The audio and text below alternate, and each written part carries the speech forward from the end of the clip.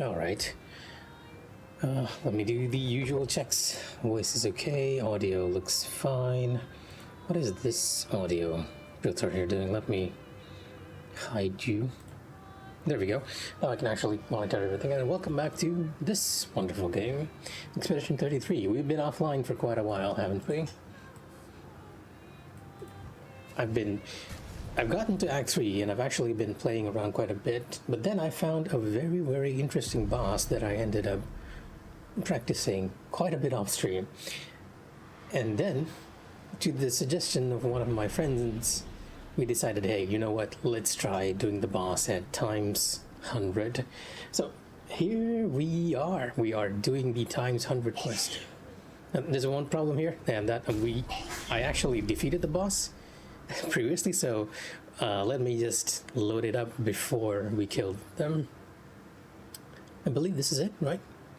2651, 26. No? Oh yeah, this has to be the one, right? Yeah, I think so. Well, I can check after the load, so let's see. If we are in front of the boss, no, this is after, so it's a far earlier save.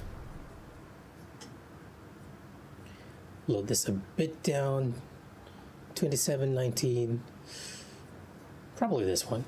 There was a point where I actually changed my setup a bit, so I'm not quite sure. No, this is actually after defeating. The boss is, and since we're on the stream, I suppose it's fair to say, the boss is actually someone called Claire, the sister of Alice over here, and one of the Verser's elder sister, and Mael's, I guess, if you would consider that. Where's your motivation? My motivation is here in full swing. In fact, we can actually figure out which is the save file we need to load. Oh no, chat is working. It's just that chat is not visible at the moment. Let me pop it up. I'll be putting up the elements one by one here so that we have an idea of what's happening. This is a stream that I haven't prepared too much, as you can see, because I'm still loading the wrong save file. 10:50 p.m.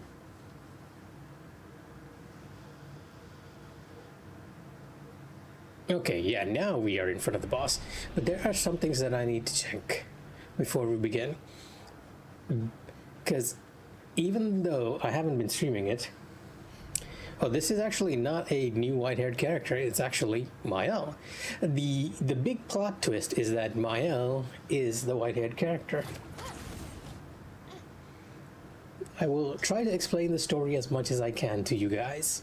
To recap a bit, Mael here is actually, there exists two worlds here. The game world that we're playing in right now is essentially a painting, and we are inside this painting. Mael is a character who exists outside the painting in the real world, and her real name is Alice. And she got sucked into it and completely forgot that she was a real person and was reborn as Mael. So she lost all her memories up until Act 3. And after Act 3 is when we actually get her white hair. But if we wanted to, we could actually go back to her red one here, because it's just cosmetic at this point. But as you can see, real Mael, as the name implies, actually has white hair. Exactly what I mean. There are two worlds here, and this is a world inside a painting. Like, you could think of it like it's in a way it's like a game world and a real world. Yes, that is correct. No. The whole of the expedition, everyone is living inside a painting. That is the concept here.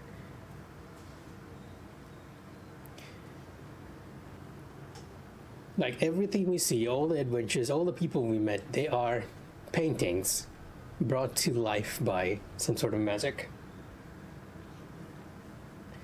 Not exactly. What's happening there is that there are essentially two people who are fighting over the contents of the painting.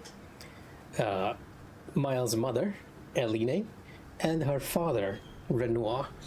So what's happening is that this painting was made by Verso's not here in our party, but let me bring him in for a second.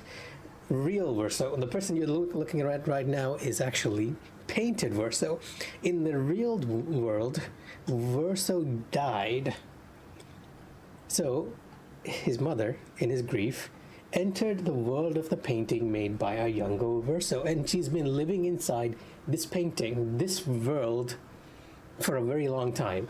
And her father is trying to bring her out, only she doesn't want to bring her out. And he's trying to do it by destroying the whole of the painting. So what's happening is that each time you see the numbers being painted, that's essentially her mother trying to prevent the number of people that's going to die from her father trying to destroy the painting. It's a bit difficult to follow, but I'll try to explain as we go along, because we're going to have a very long fight on our hands. But yes.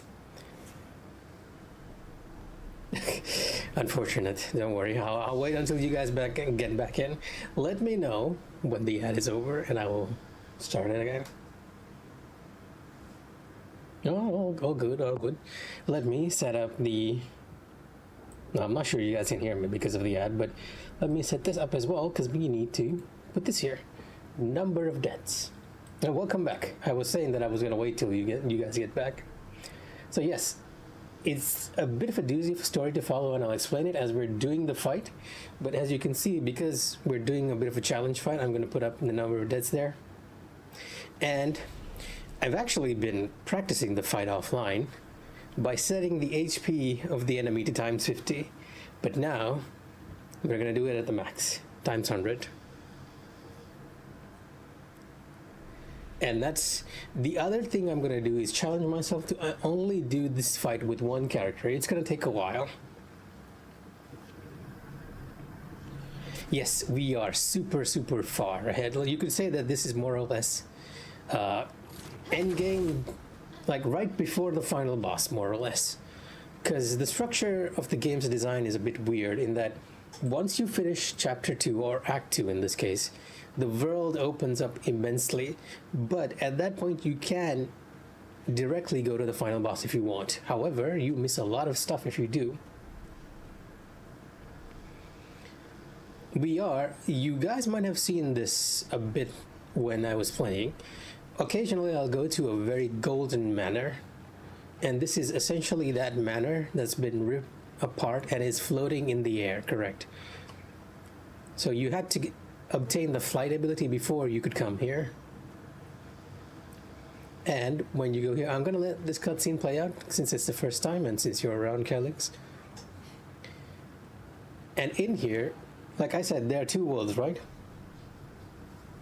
And when Miles' real mother went into this world, she recreated her family, like everyone alive, to avoid the grief of the dead.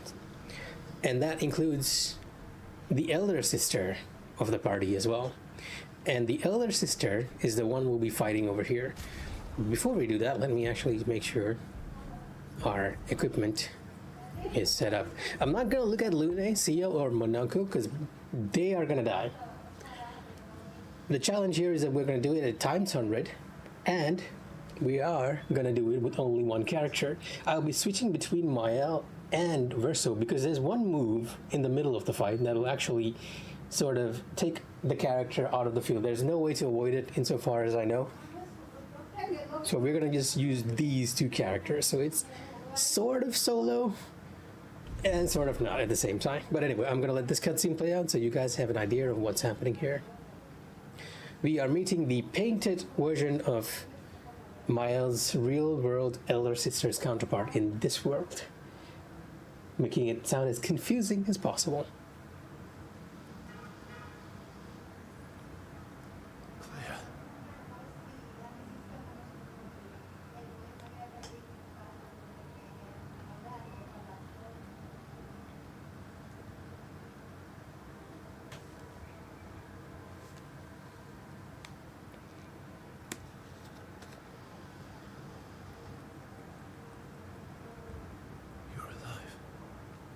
And as you can see, even painted Verso did not know that painted Claire was alive.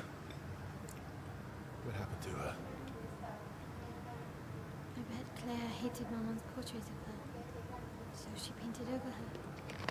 So basically the real Claire, so the painted version, She paints. and altered her. So that she creates the enemies of this world.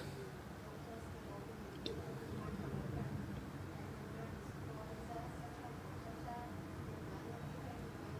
you heal her? Can you change her back?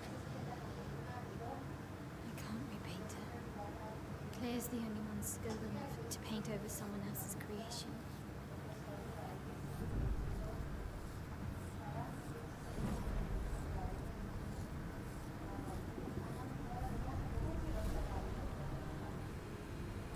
I don't like this. I really like the music for this, by the way, and yes, she does give off a very creepy vibe. And as you can expect, because Clea is the one who actually made all the enemies, she can control all of them. This is gonna be tough.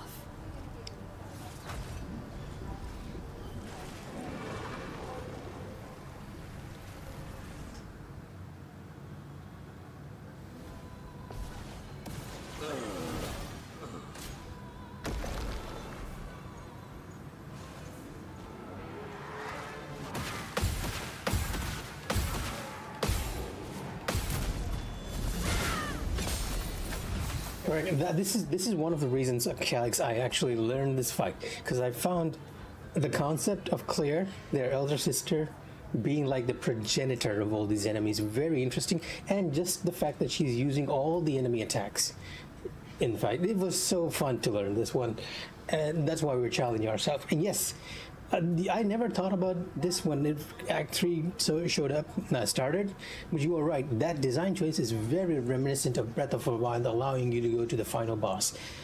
I never thought of it that way, because I felt like, because during Act 1 and Act 2, partly through Act 1, I felt very overpowered, because I was defeating all the optional bosses, right? When you get into Act 3, that feeling fades away because all the enemies are really, really strong. And that's one of the reasons why it's incentivized for you to go explore, right? But you do have the option to go to the final boss. And I just never thought that it was the same design decision as Breath of the Wild.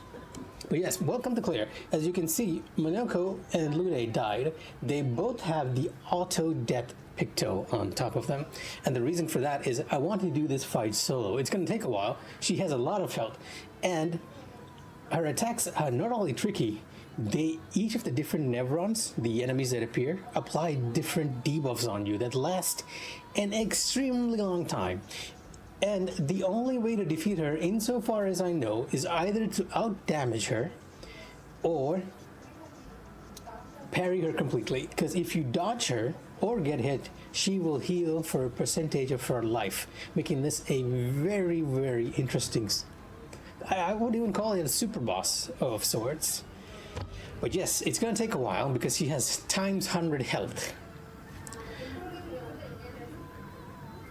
Alright, first things first. Yes, she heals. In fact, a lot of ways I feel like, you know how in most JRPGs,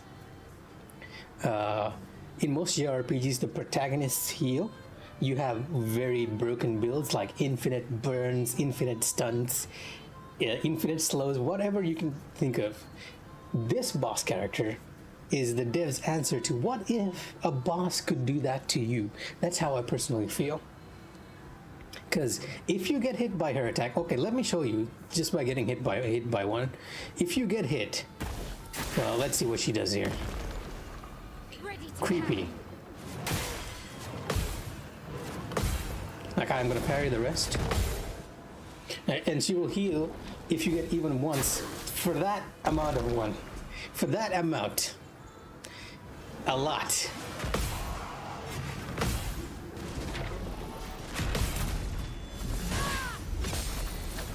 I'm gonna restart here, but as you can see, you have that defense debuff, right? Yeah, it's basically the defenseless buff, or defense down in this case, and that lasts for a very, very long time. Some of these Nevrons, the other bosses did to some extent, but they never lasted this long. Like if you get stunned, for example, on another boss, it usually lasts only one turn, right? In this case, I don't even know how many turns it lasts, because I've actually gone 3 turns without getting my stun removed. And it's the same for her other debuffs, like ice, burn. It feels like it lasts forever. So I'm gonna kill myself here, because I lost a huge damage buff I've had. But different enemies, like this one I believe applies burn. Some others apply ice, and others will apply slow. So depending on what you get hit, it's a very difficult boss to do. We're not gonna send in a reserve team. But as you can see, she also, the percentage heal she does from getting hit, from you getting hit, is a lot. So, like, when I was playing the game, I had this feeling that you could actually play the whole game without parrying or dodging if you put your stats into, like, defense and vitality, right? But this is the one boss where I was like, maybe that might not be possible. Or at least it might not be possible if you were on like times 100 like we are now, but it might be possible in story. I'm actually curious to try it out. But for now, we're gonna skip and let's see how far we can get. Like I said, I've done this fight before at times 50, but there is one attack which I still need to learn, and she only does it once. Let's dance.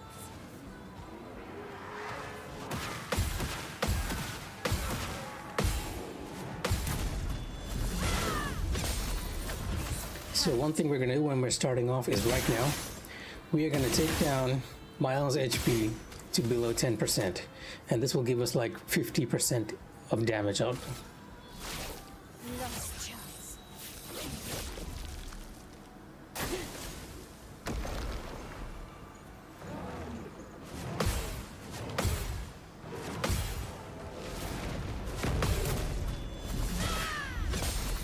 Unfortunately, it should get like 2 moves before us after this. This move, I will actually stun you. Like if you get hit by any of those, it's a stun that lasts very, very long.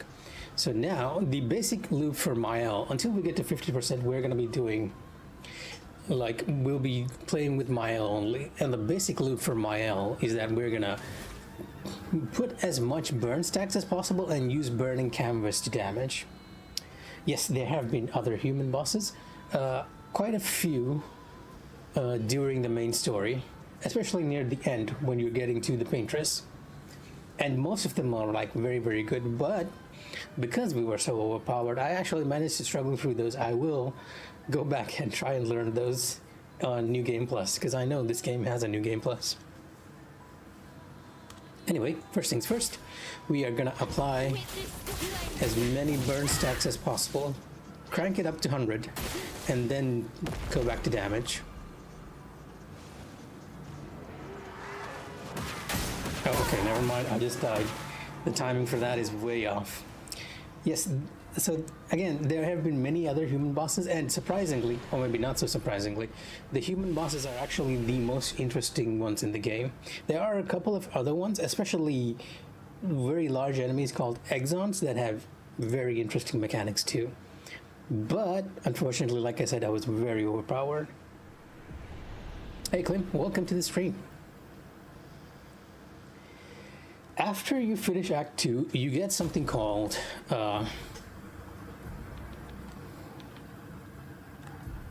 let me see. I should have a good painted power.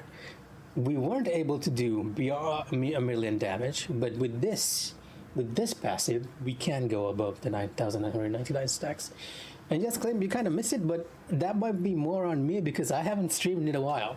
And one of the reasons why I haven't been streaming is because I've actually been practicing this fight at times 50. I still need to do it on 100, so that's what you guys are going to be seeing. The problem is, there's like one move in phase 3 that she only does once, which I haven't learned. So either I'm gonna die to carelessness, or I'm gonna die from that move.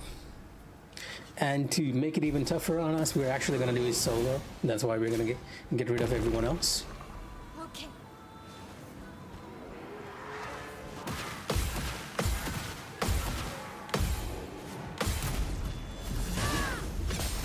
But again, at the start, just shoot everything. And then drop Miles' HP below 10%. I'm going to do the same with Verso as well. On me.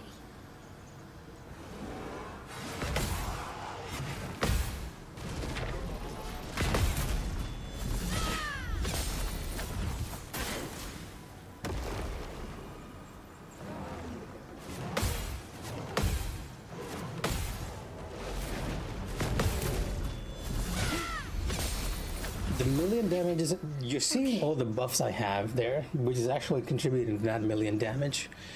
The other point of damage we're going to try and get is by increasing the burn stacks as much as possible, and then using burning canvas, which in itself will do more damage the more burn stacks we have on her. So that is going to be the basic loop. I will stop for a few turns just to get back our powerful buff, because without it we do much less damage. So as you can see, our main attack actually doesn't do, Paralyze doesn't do too much.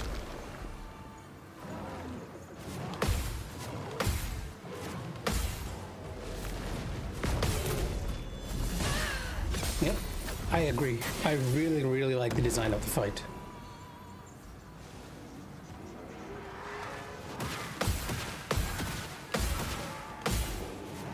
The fact that she not only created the enemies, but can use their moves against you is just an incredible combination of story and design. Oh no, she's gonna use every, well, more or less every Nevron we fought, at least one move of theirs. Now, we're still not 100, so I'm gonna do one more attack that pushes the burn stacks to 100. And then we're going to use Burning Canvas. Pyrolyze, what I'm using right now, is actually not going to do too much damage, but the whole point is to get that burn stack above 100 so that we can sort of capitalize on the damage.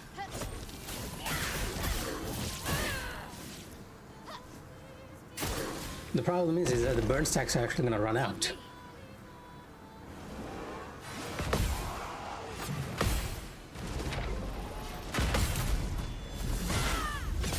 Thankfully, her counter damage is like equally good. On me.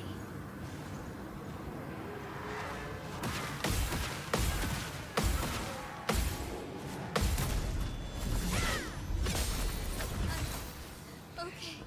Oh no, they're both good for the fight. It's just that I'm trying to challenge myself by doing it with only one character on the field. It'll actually be considerably easier if both Lune and Monoko being the monster frontier, were on the field.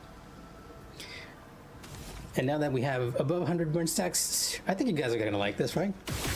It's actually not the most damage you can do in the game, because apparently you can do a lot of damage, especially if you combine skills from the other characters and pump one character's damage.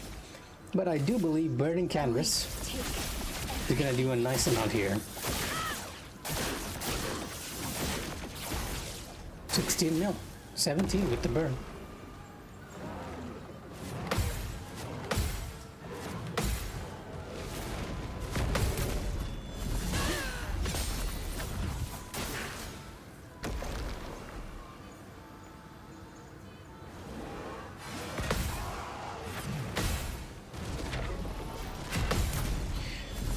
Oh, okay.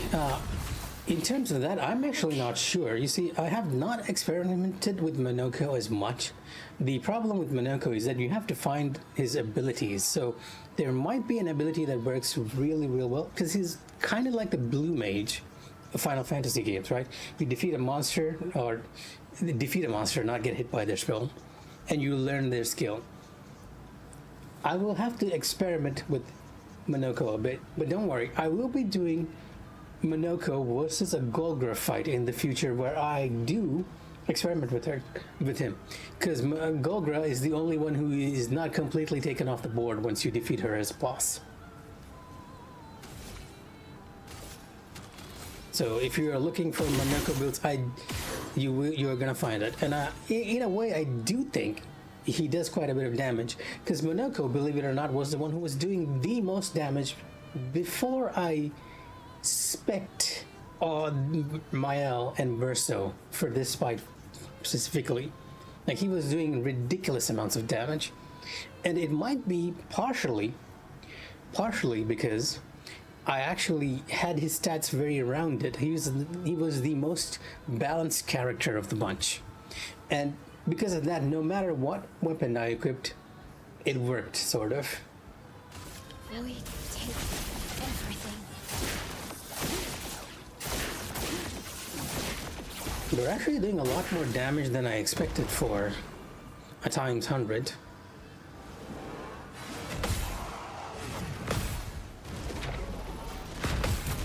I kind of have to wonder whether we are actually doing x100 at the moment, or did this save sort of put it back to x50? Oh no, that would be Esque. Esque is a different creature. Insofar as I understand, like, I've told you about how the world is painted, right? It's a painting. I get the feeling that Manoko is actually the representation of young Verso's dog, and Esque, and like every creation, every NPC you've met in this world is basically a creation of young Verso, and you can sort of, kind of see this in hindsight, right? The Gestrels, like, they're like paintbrushes that like to fight but never die. They revive, right? Like, and that's sort of something a fantasy a kid would have, a young boy would have. Likewise, the other NPCs you met are people who can talk down their enemies, are very intelligent and very smart. So they're like heroes of that young person's imagination. And if I don't think you guys saw Francois on stream, but there is another NPC called Francois. And Francois will do an attack called the greatest ice attack ever. And when you see that, you're like, it can't be, it has to be a joke. But it actually does a lot of damage. Oh yes, this I cannot explain. I do not know who put the mimes there. I actually feel like the mimes have been put in by a completely different entity. Because even Verso comments that he has no idea what these are. And considering that Verso is like the painted version of real Verso, it's very likely it was someone else messing with the painting. Anyhow, once more, this time, as you can see, I don't have my powerful buff up, so I am gonna put that up. Now, normally, Mael cannot get powerful, but we have a skill that allows her to get powerful when we use Shell.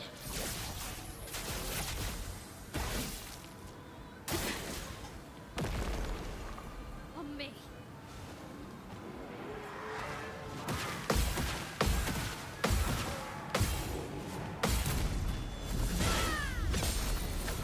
Oh wow, okay, 11 on counter. On me.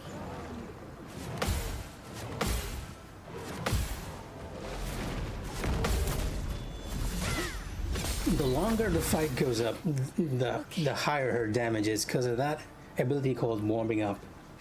I do believe it caps out at 25% though. But again, we're back here, so we're gonna put those pyrolyzed stacks, not do too much damage. Just push it up to 100, and then we'll go to burning canvas.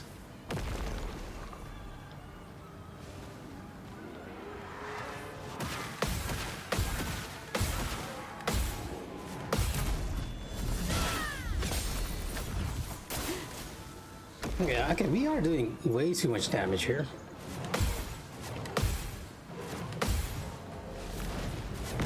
I really need to sort of, yeah, make sure that we are. You know what, I'm gonna kill myself here and actually check. We're early in the fight, so might as well check, right? And as you can see, that is a perma stun. It might be that because we did an auto save, an auto load, it switched back to 50. And I forgot to check, but when the fight starts, there's a little dialogue letting you know that it's times 100 or times 50 or whatever. So instead of starting the fight, I'm just going to run over to the flag and make sure it's times 100, because it's actually possible that even with times 100 we can do quite a bit of damage. The times 50 fight took me like 13 minutes, so I don't expect too much time, too much of a difference from there, like maybe double. It is times 100, so yes. We lost a bit of progress, but might as well check to make sure. Mael is not the one that floats. The one that floats is Lune.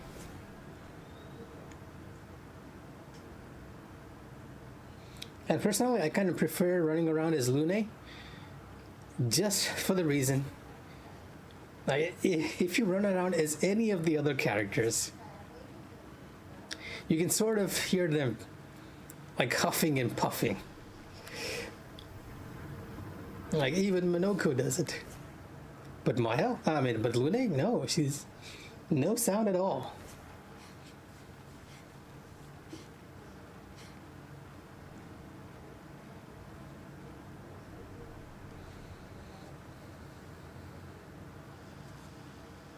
Yeah, well, let's skip. And just so you guys can see it, if you look at the right top, you can see times 100. That's basically the confirmation.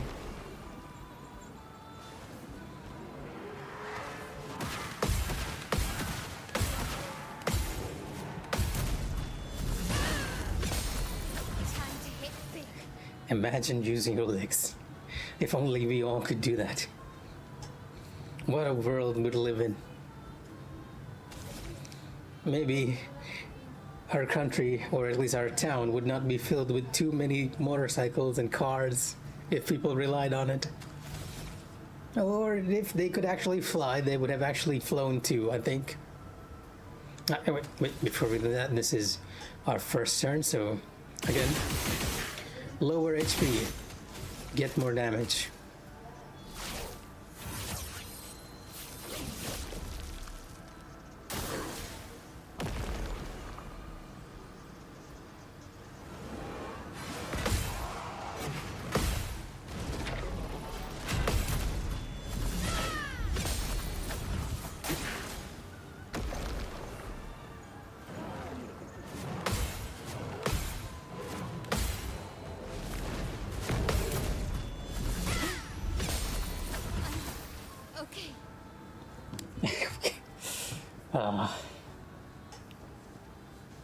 I think we're slowly heading towards that future, unfortunately.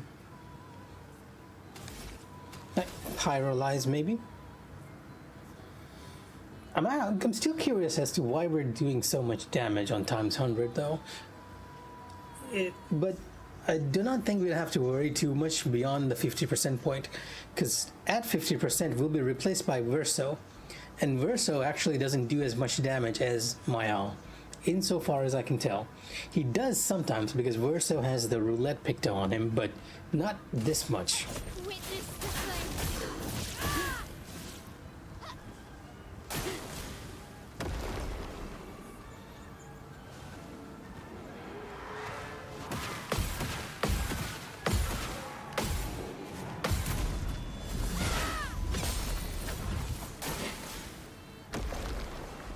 Ready to parry.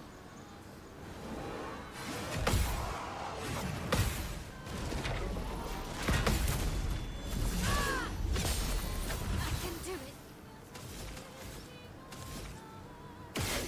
Oh wait, I should not have shot it. I should have been using Pyrolyze there. You know what, never mind, let's just go for Burning Candles. Void, take everything. But yes, because we're soloing, we can actually do these tons of damage.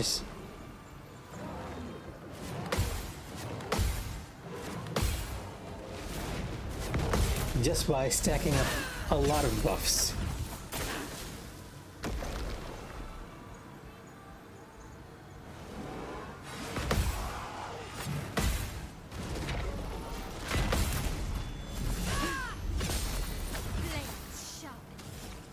I'm gonna use one pyrolyze here because I missed that one.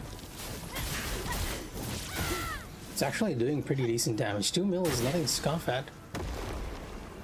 On me.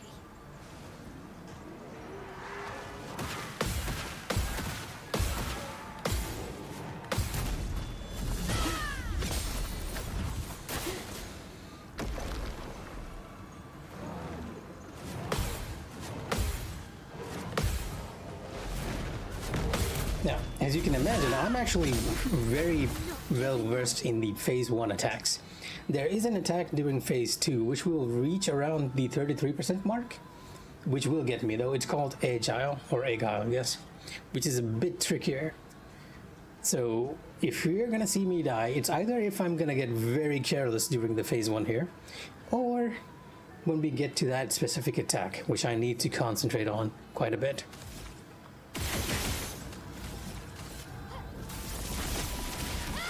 It might be a bit of a long stream to get there though, but with the damage we're doing, I think we'll make it there pretty soon, all things considered.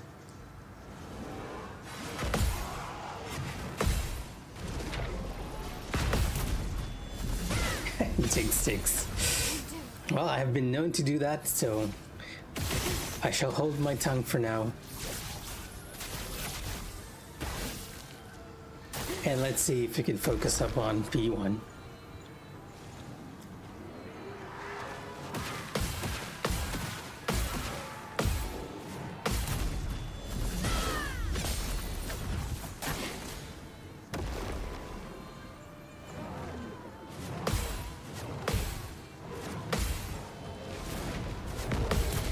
Like, learning this fight was one of the most fun things I've done in a video game in a while, because the patterns are like very, very different. I wish I could show you guys like a play-by-play of this, but since I'm actually focusing, I can't quite do it. But you know what? I'll try to, once the move comes in, I'll try to tell you what I'm looking at before, when it's Miles' turn, just to give you an idea of what I'm thinking when I'm parrying.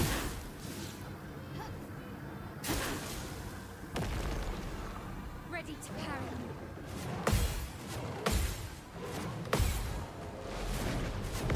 Creepy is one of the more easier ones. Okay. Powerful. Okay, this one was a bit tricky for me.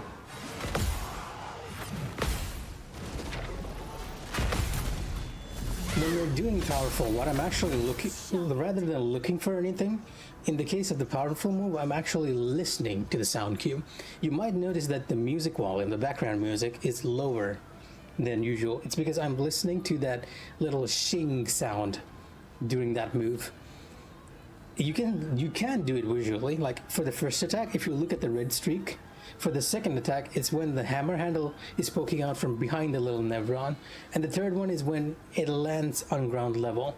But listening to that move is a lot easier to make it parry, because if you hear that little shing and press it, it's more or less perfect timing there. Burning canvas. We are also sort of reaching phase 2, like halfway there. Okay.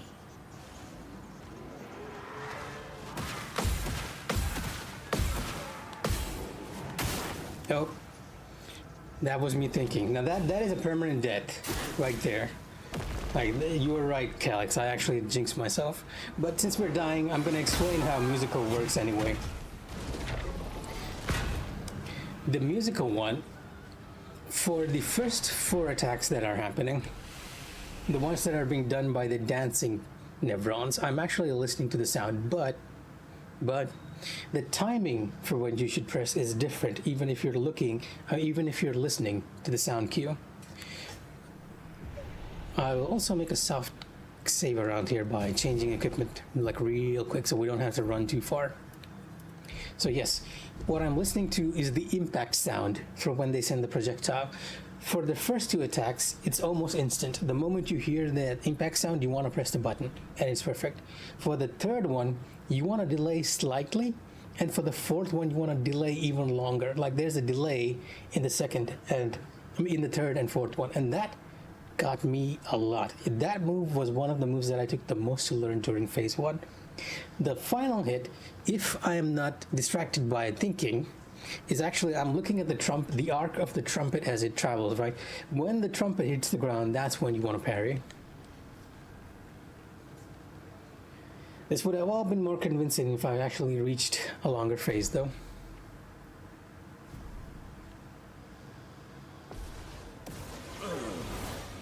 It's quite possible that we might not see it tonight.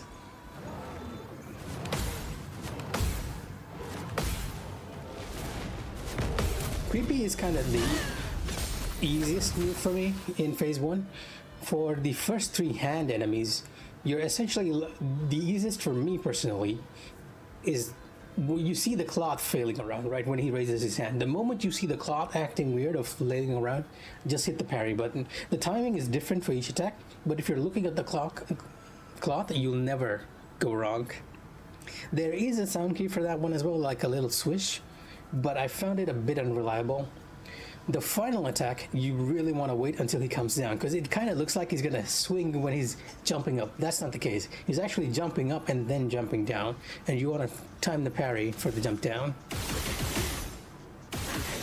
Like, it was one of the... Like, learning this fight has been one of the most interesting things for me in the whole game.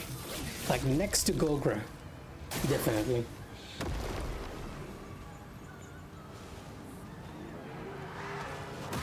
Immediate, delay. Yeah, see, this is what happens when I try to speak here. But the burn would kill me here anyway, so yeah. I can parry the other ones if I don't, but the burn is gonna get me. Yep. And there we go. Completely Jenkins myself right from the start. You know what? I've actually gone over all the phase 1 moves, so I'm not going to explain it anymore. I'll probably stop a bit to commentate here. But yeah. And as you can see, that soft save actually worked, because now we have less distance to run. If you're ever playing Expedition, if you ever want to make a quick soft save before a boss fight, just change your equipment.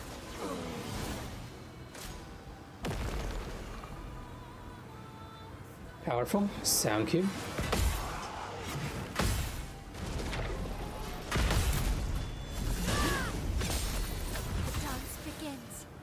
Get in that nice low health buff.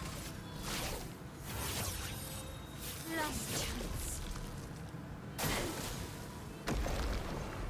On me.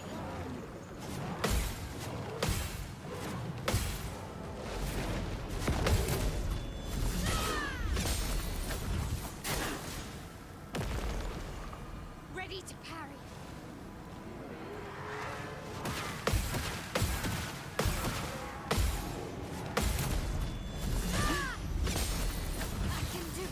And now we're gonna set up the fight by increasing our burn stacks here. One more Pyrolyze should do it.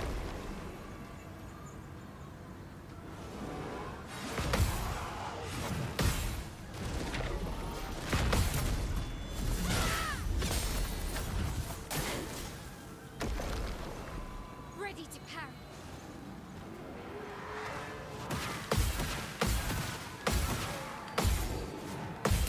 Yeah, that move is the one that took me the most to learn in phase 1.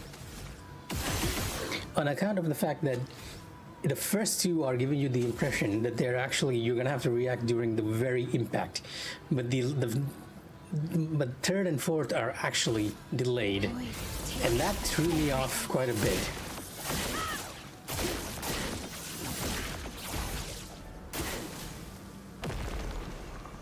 Let's dance.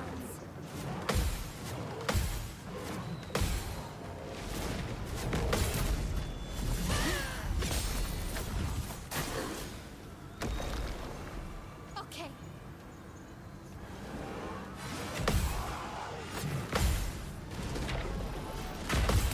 I kind of wish I had. It's a shame I'm playing on PlayStation, because I kind of wish I had that little input. Well, you sometimes see streamers when they press a button or something, you see it, like they'll have a virtual controller of sorts, like an image of a controller on the side, and when they press a button, you can see it. I wish we could do that on PlayStation. I know some games have it, like I know God of War has it, but unfortunately Expedition doesn't. Because I think that would have been nice if I could actually share the timings with everyone. And it would have made a lot more sense of all the random parrying nonsense that I'm rambling off here. Void, take everything.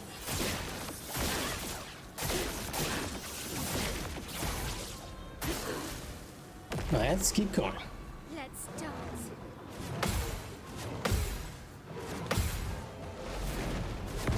You gotta wait for that downturn. Still on 9 million. Ready to parry.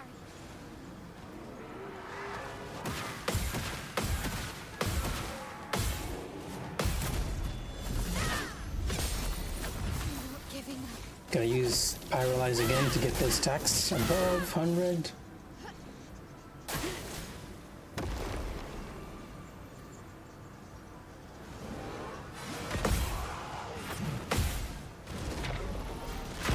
But yeah, you're gonna be seeing those three moves, musical, powerful, and creepy, are the moves that she does consistently during phase 1.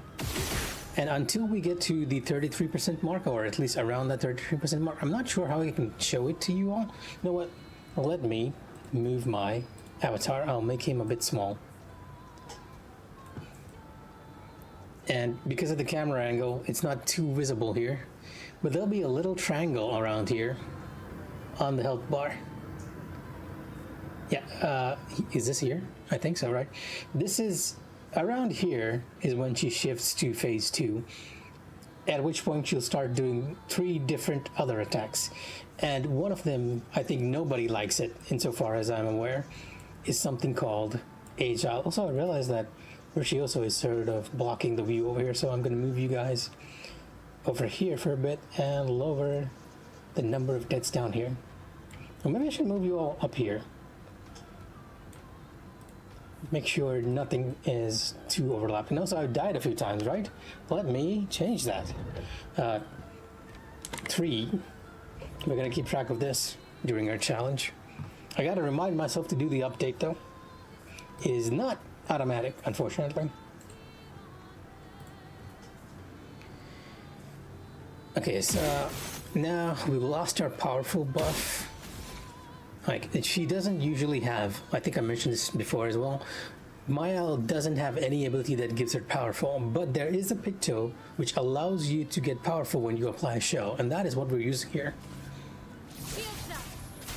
Specifically, we're trying to get the greater powerful spell here, because that helps a lot in the fight.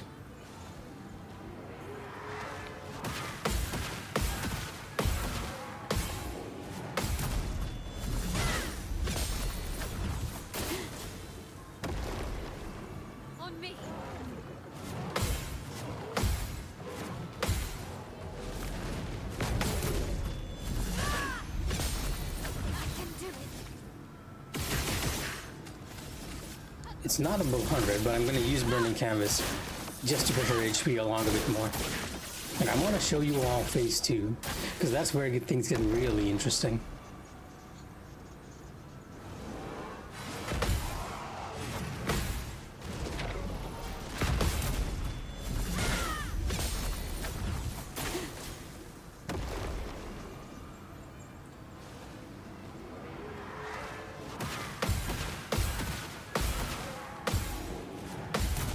I'm also realizing that I'm actually doing this whole thing without wearing my glasses.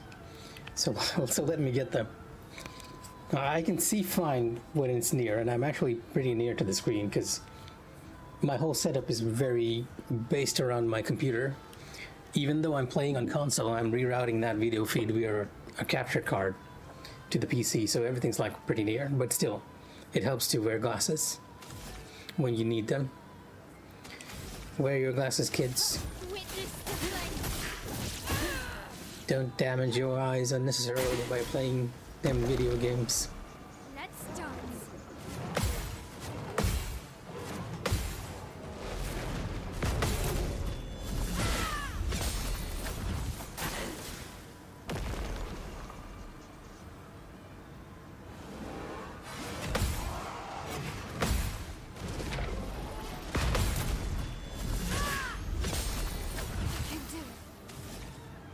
Do I want to use one more stack of Pyrolyze or do I want to use Burning Canvas?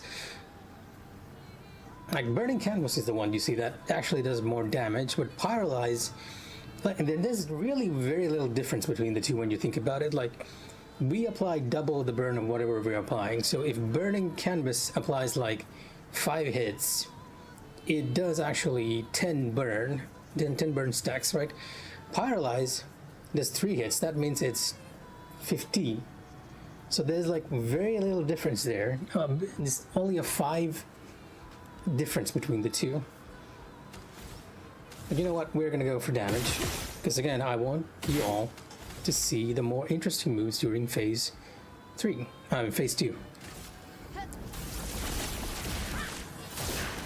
She actually has a very weird phase 3, which I'll try to explain in a bit after this pairing.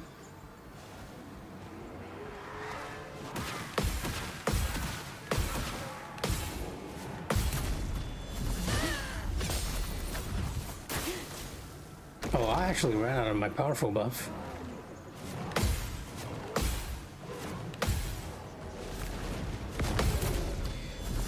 So the problem with the powerful spell is that it only lasts for 3 turns. There is a Picto, which allows you to keep it for 5 turns, but I don't have enough passive points to apply it. So yes, her third turn, well, let's do it again. I want to keep this going as well. I will explain phase 3 after we get to the next set. But there is a possibility, you know, we're very near that little right angle triangle on the HP bar, as you all can see. There is a possibility that after damaging her once with a counter, she will move on to phase 2. So you're going to see one of 3 moves, Agile Nevnod, which is the one that's most difficult for me to counter or parry, Deep Nevron, or Violent Nevron. Those are the 3 moves that she's going to shift to once her HP threshold is reached. For this, though, I'm not going to be doing any much damage because I'm going to apply the buff here. So whatever damage I'm going to do is not going to contribute to moving that needle. But the counter will actually move it quite a bit.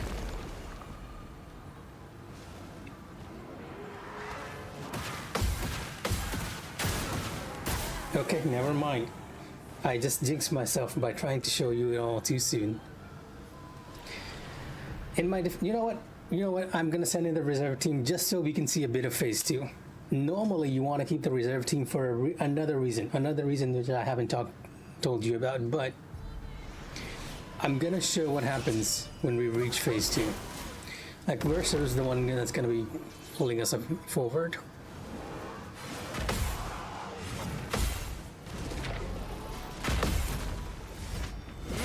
But yeah, as you can see, Verso does considerably less damage than Mael. He will do a lot more damage when his HP is low though. So that's what we're actually going to do.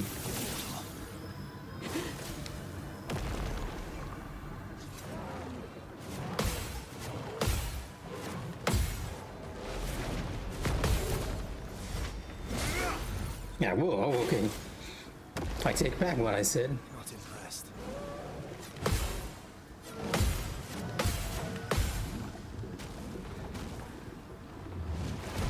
And yes, now we are effectively in phase 2. The problem, however, is that once we reach 50%, well, if we reach, we're gonna see it, right? So might as well keep going. Verso's main loop is gonna be just using phantom stars as much as possible, not powerful. I actually said what was in my head there. Because this boss is also weak to light attacks.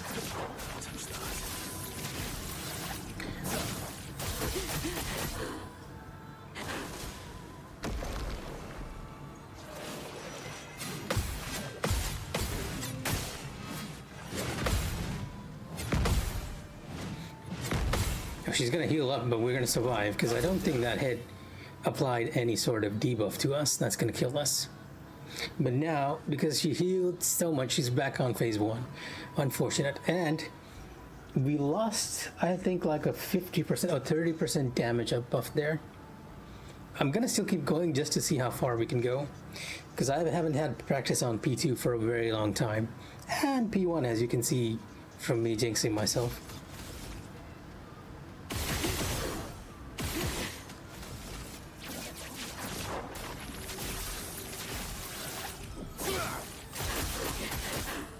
Yeah, it's still doing a decent amount of damage, Verso.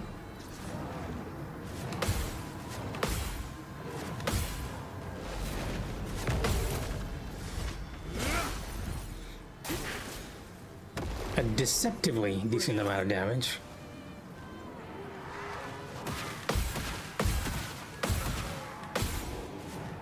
There is a reason for this, though. You see, Verso is not nearly as strong as Mael, not even close. The reason he's doing that much is because I have the roulette picto on him. And one thing I learned about the roulette picto, we're gonna die, so I guess we'll get to show you afterwards, is that it's actually a damage gain the longer the fight is. Contrary to what I believed at the start of the game.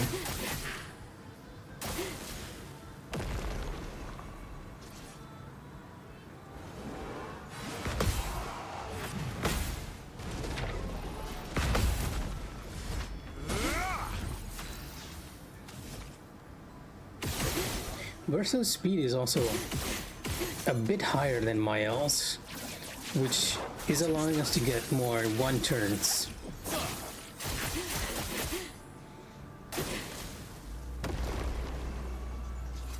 Oh, this is one of my favorite attacks.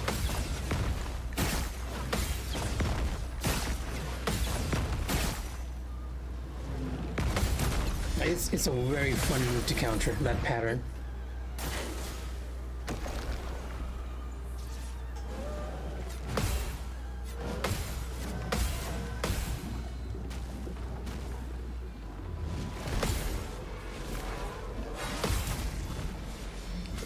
The one move I see myself getting hit the most is the agile one, because I still haven't quite, like, I haven't gotten to the point where I can say I comfortably mastered it.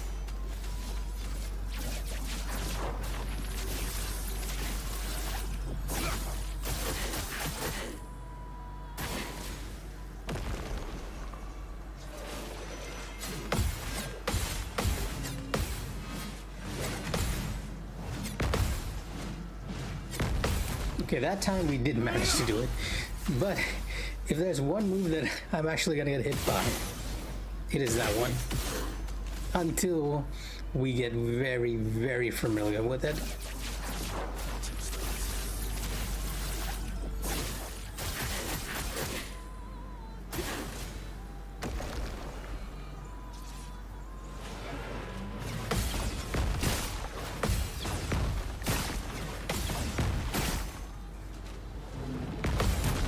I love getting the violent move on Mael because it allows me to inflict burn each time.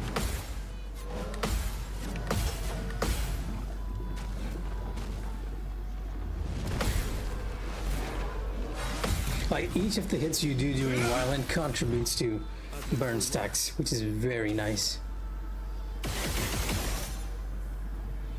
Unfortunately, Versus loop is kind of boring. It's just shoot until you get 5 AP and then use Phantom Stars. Occasionally, if I lose rank, I might use Light Holder or Follow Up if I'm a bit bored. Or in the case of this turn, because I just noticed it right now, we are going to use Powerful. Wait, excuse me. Or so. But like it before, it only lasts 3 turns, unfortunately. Oh well.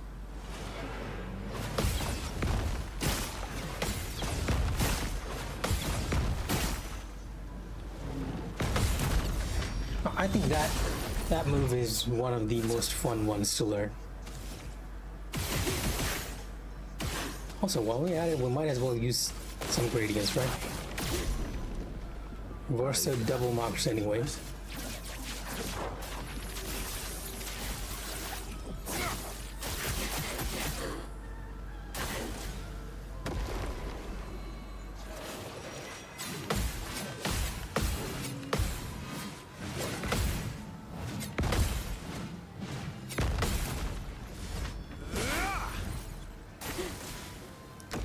always a bit. Oh no. Yeah. I was about to say I always sweat a bit when that move comes in, and then getting it a second time completely caught me off guard.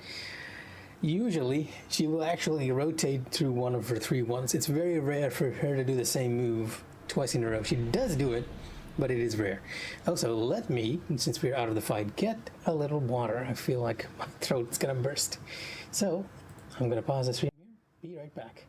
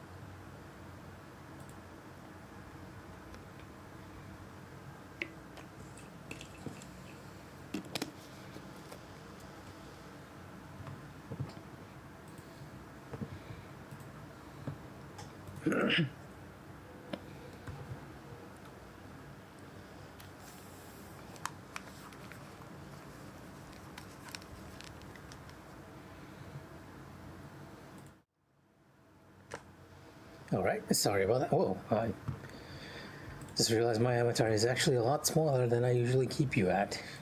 Okay, there we go. Oh, sorry about that. Took a bit longer than I thought. Yeah, figured I might as well take a bit longer of a break because we're gonna be doing this for a while. You know, I just noticed that our audio is actually, usually I stream at like 720p, right? Because my PC can't actually handle it. But when I'm streaming only to Twitch, I have a specific 1080p setting, and I accidentally applied it to this profile, and apparently it's been working out pretty fine. But let's get back into the thick of things. We have a clear to take care of.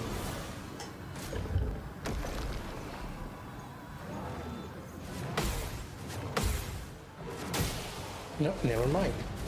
We are not taking clear of a clear. Oh, we're not clearing clear. Clear? Is it clear? Clear. No, I need to re-listen to that. The problem with taking a break, as you can see, is that you lose touch. But more than that, when I'm streaming, I feel like I'm thinking about too many things, which makes parrying a lot more difficult. And right now, believe it or not, I've actually been playing Mecha Break for a bit. And in Mecha Break, you can only invert one axis, right? It's only the left and the right, not the up and the down. Because of that, I usually play it inverted. So coming back to this game after that is a weird feeling. Just a tangent that I needed to get out there.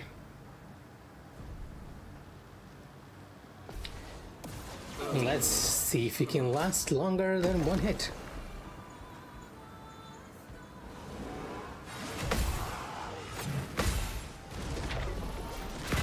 Well, I can probably take a few, right? I mean, she's brave enough to drop her HP to 1. She'll survive.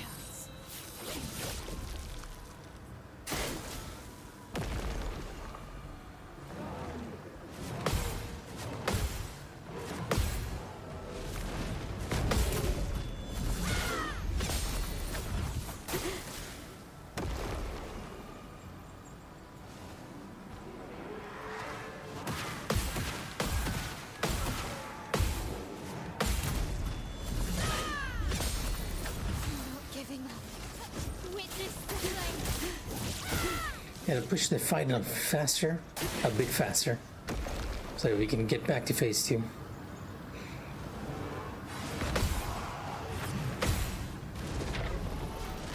I get back into practicing that agile Nebron move.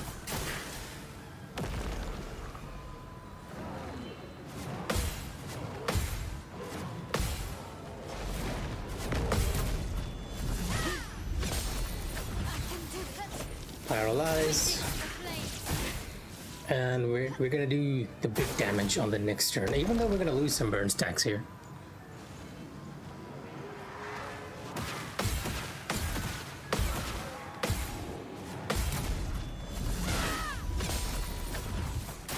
It's always weird to me when that list of passives pop up.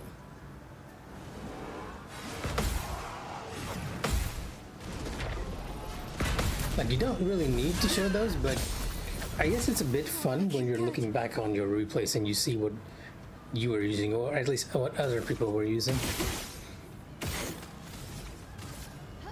Like, the game gets a lot of praise for its music and its story, but I don't think it gets enough for its gameplay systems, honestly. Let's dance.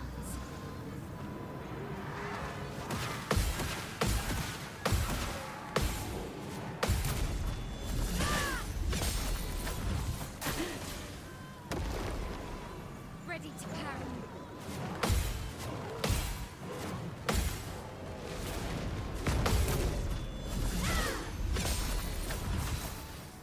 Ready to parry. What am I doing here? Right.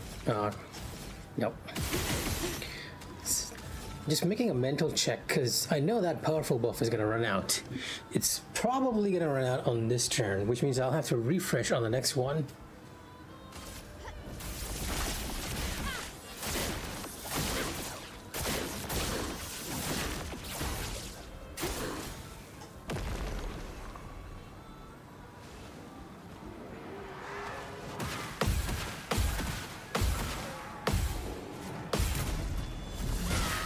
Because without, and conveniently, I don't know why, but because of the amount of speed we have, somehow, she only does one move when she actually runs out, when Mael runs out of her powerful buff. Because of that, I don't even have enough AP for Pyrolyze, which is what we will be using here to increase our stacks, right? But since we don't, it's actually a very easy decision to just give her back our powerful buff just for the damage she does on counters. We're gonna lose a lot of stacks and we'll have to get that back up, but still.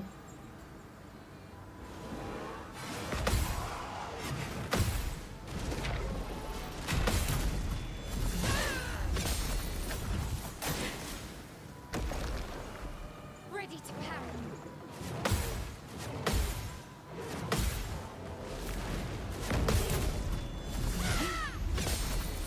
Not giving up. Witness the flames.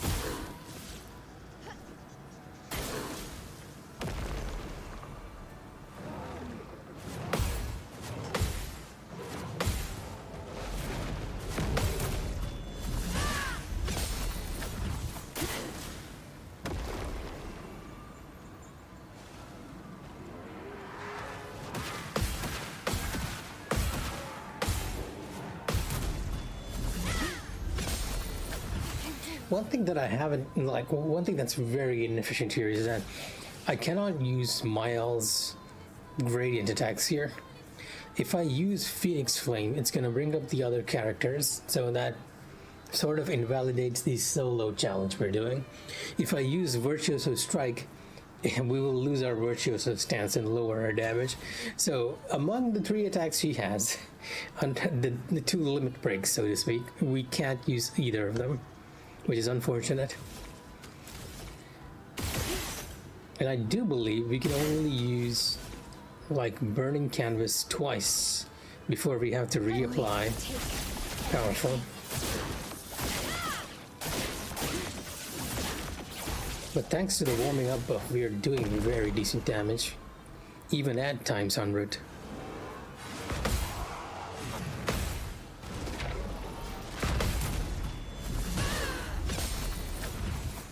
It's almost 11 just from a counter.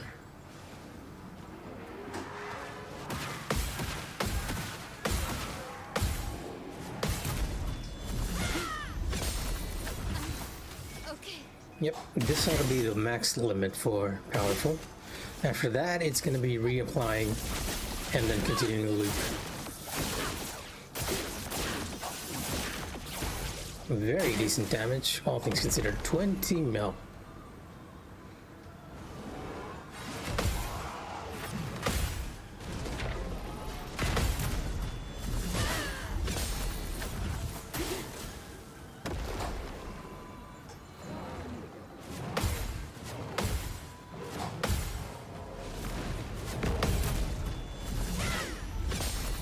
I'm ready.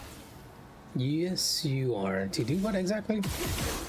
Buff yourself up and lose a few burn stacks in the process.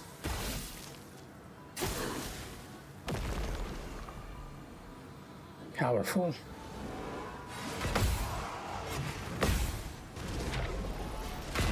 Paying a bit more attention because I think she might shift to her second moveset here. Yep.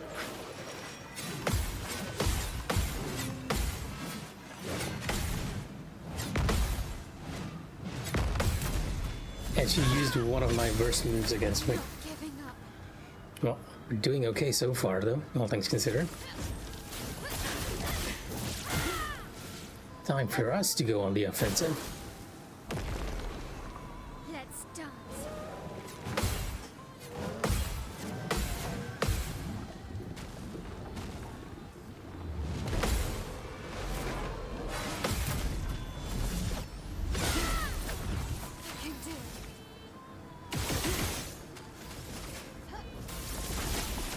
And the one thing I realized is that you really cannot have enough Lumina points. If she had more, the amount of passes I put onto her.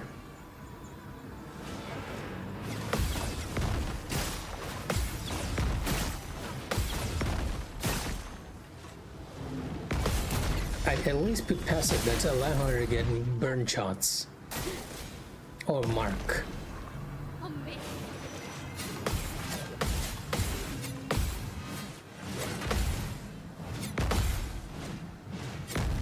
You are using that move a lot, young lady. In grace. It's almost like you know it's my weakness.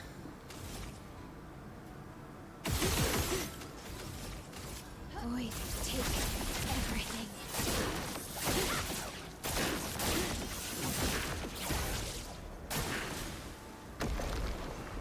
Ready to parry.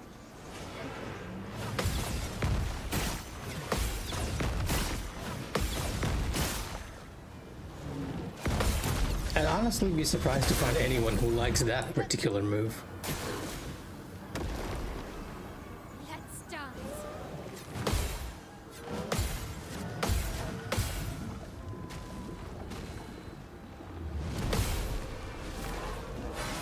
Like, there's a part of me that breathes a sigh of relief when it is not that one. Because if it is that one, you're gonna have to lock in considerably. Normally, I'd be trying to put Pyrolyze on here, but since we're already almost at 50%, I might try to just, even without the powerful buff, no, not Pyrolyze, powerful. I'll try to get greater powerful on Mile, but because we're closer to 50%, I might just either put Pyrolyze up here and counter it to push her to phase 2, or use Burning Canvas to accelerate that process. Not quite sure what I want to use here. Oh, okay, not Pyrolyze, because I was considering Pyrolyze because previously I was using a burn build on Verso. That's not the case now.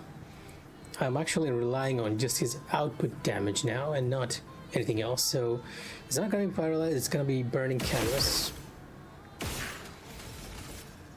I kind of doubt it's going to push her into that 50% though. Void, take everything. Not without the powerful buff. Yeah. Not without it. Ready to parry.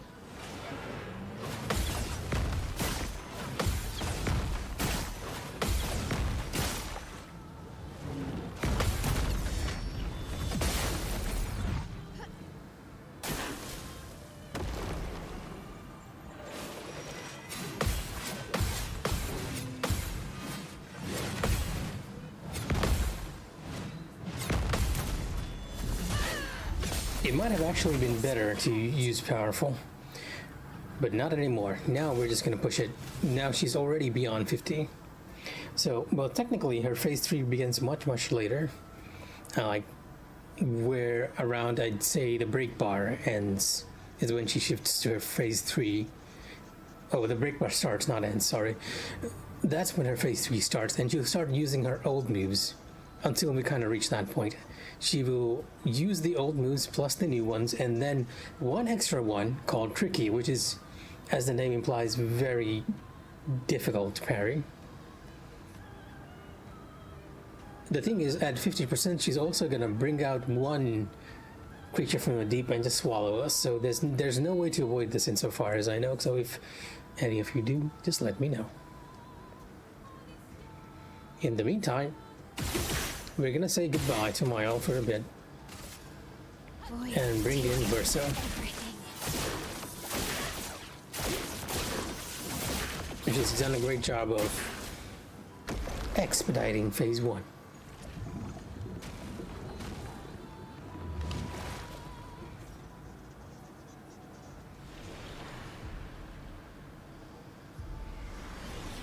And like before, we're gonna do it solo, but this time with Verso instead. Not impressed.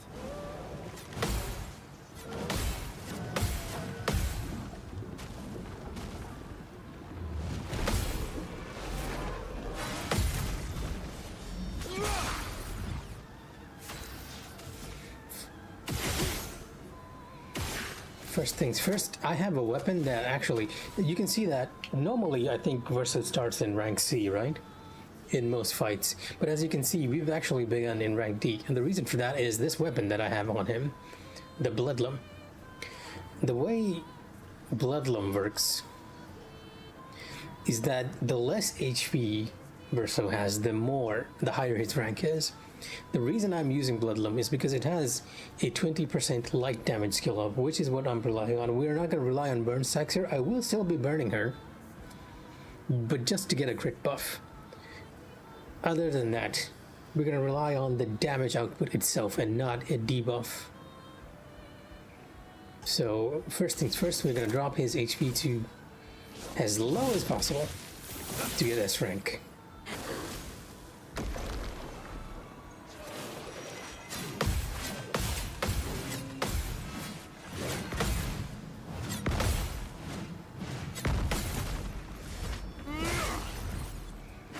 Which makes a whole lot of difference, as you can see. Oh no. Okay, there goes my 30% buff. It's always when you get overconfident that stuff like that happens. We're still gonna keep going though, just for a bit. Unfortunately, we've already sort of failed the no-hit challenge I was setting myself up for. But I'm gonna see how long it takes to get to phase 3 and at least try and get some practice on the tricky Nevron one, because that's essentially the one that's gonna get me, the one that I need to perfect. It's been so difficult to learn it just because she does it only once. We kind of don't have any sort of barrier to protect us now though. Now, I wouldn't mind getting hit by the agile one, but it had to be the deep one.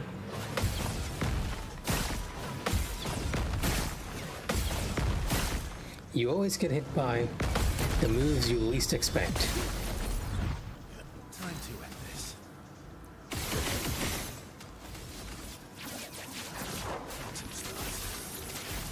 Oh, I should have used a gradient charge there, just to give her a mark.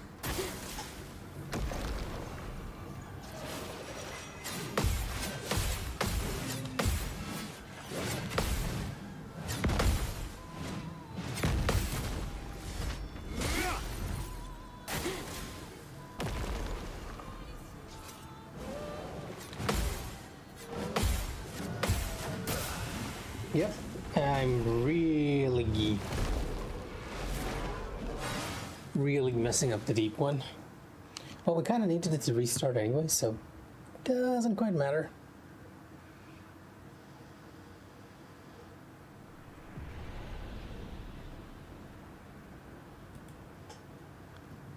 Also, just give me a second to reply to this message. A friend is actually talking about Expedition of all things. I have to.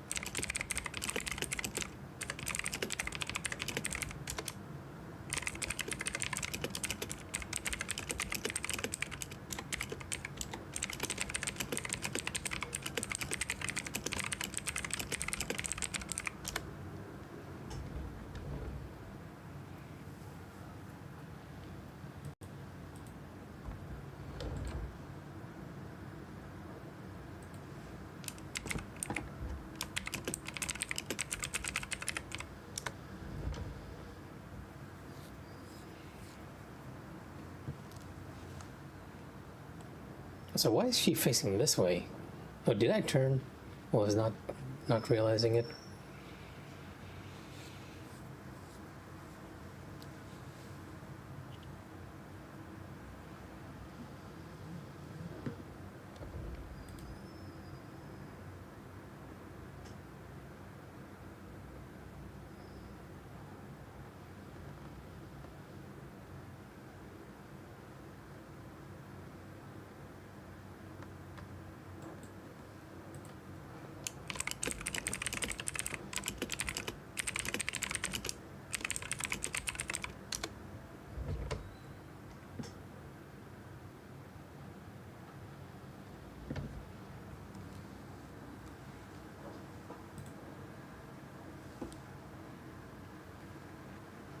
Yeah, back into it.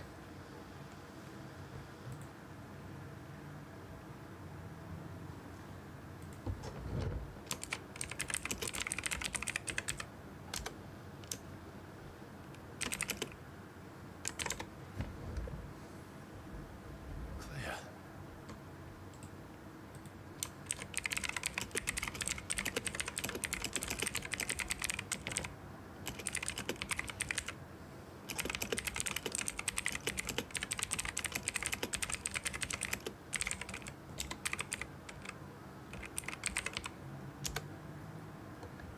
You're alive.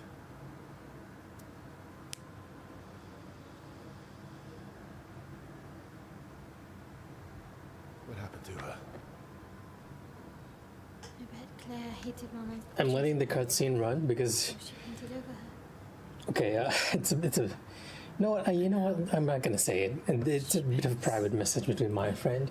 Let's just say that he and I have very different perspectives on what's happening in Expedition 33, and probably you too, if you've played the game as much as we all have. I think it's a fair stance to take. It's just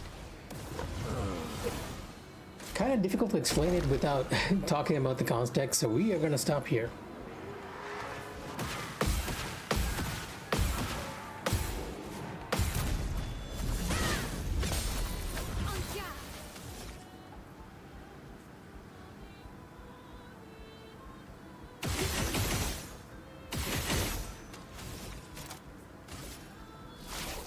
Lost chance.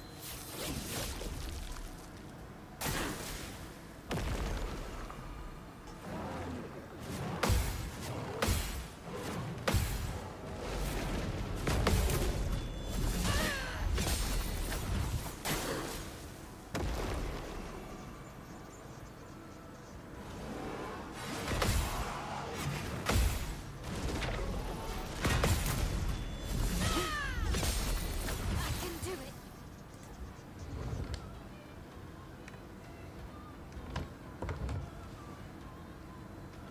Pyrolyze. Wait, is that what we need to do? Okay, we're gonna do that. We need to get those stacks up pretty high.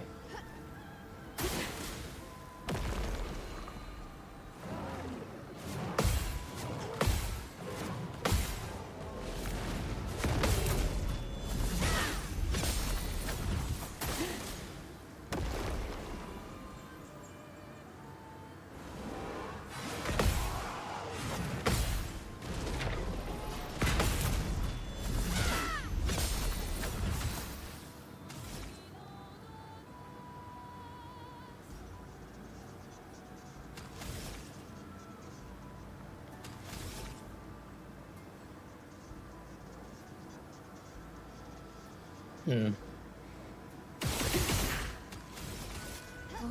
take everything. Sort of thinking, should I get more stacks or should I keep the burn up? We're gonna do damage because, yeah. She has a lot of health, and we're gonna practice more of the phase 2 moves and the phase 3 ones. Let's dance.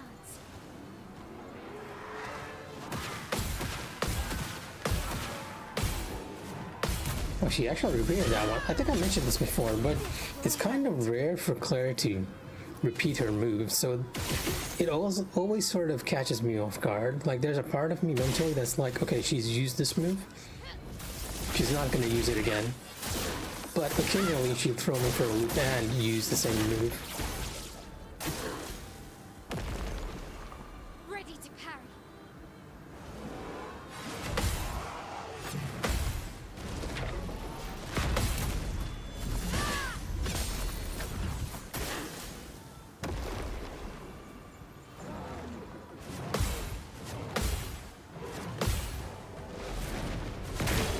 Oh, now I'm getting distracted. We're not gonna survive this. She's gonna die. On me.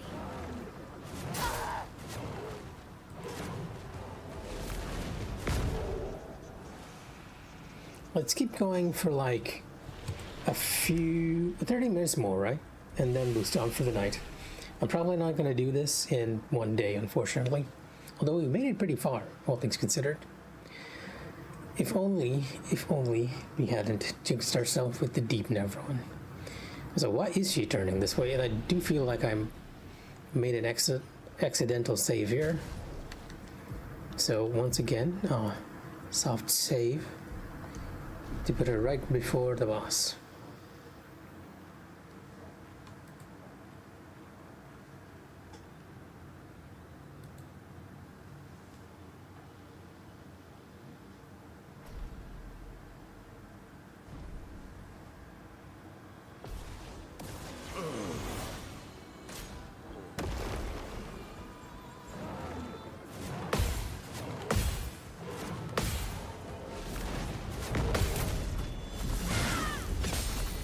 Time to hit big.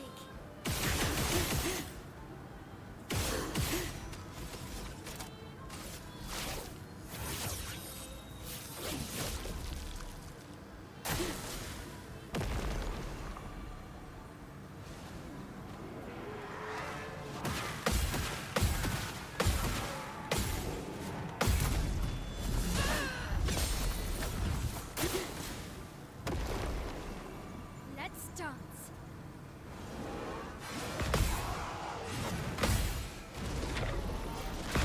Back to phase 1. I can do it.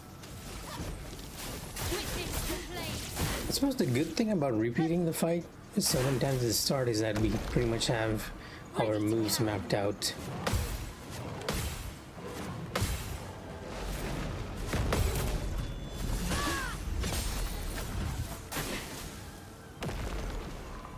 Let's dance.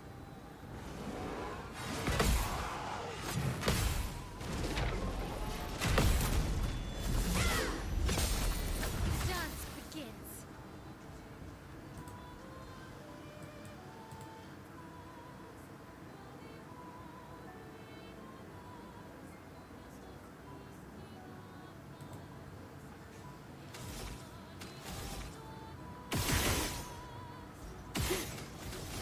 Void take Now for damage until we run out of our buffs.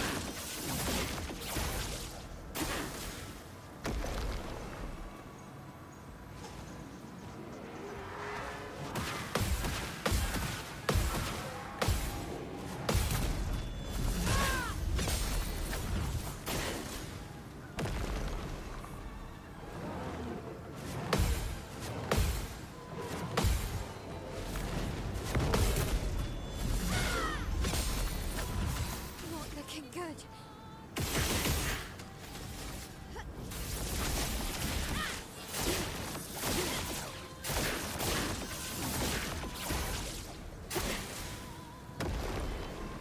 On me.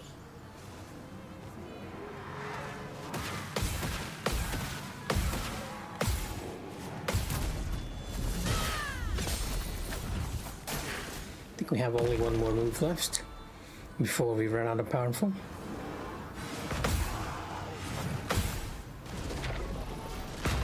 There we go. Guess that'll be the final one. Gonna spend it on Pyrolyze because it's below 100. Normally I think I use 2 Pyrolyze at the start. I forgot to use the second one, that's why it was lower.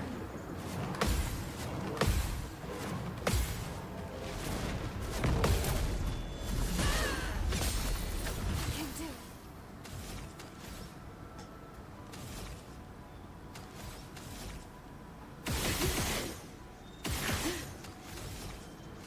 Shields up.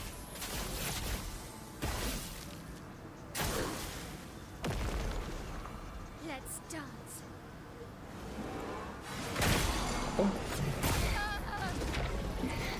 Completely missed the timing on that one. So this is the problem when you have a discussion with people you know have different opinions than you. You tend to think about it too much, especially in my case. Nope, we're gonna start again.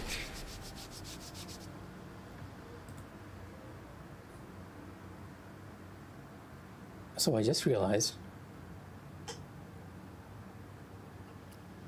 Oh, okay, wait just a second. I just realized that my noise filters are not working.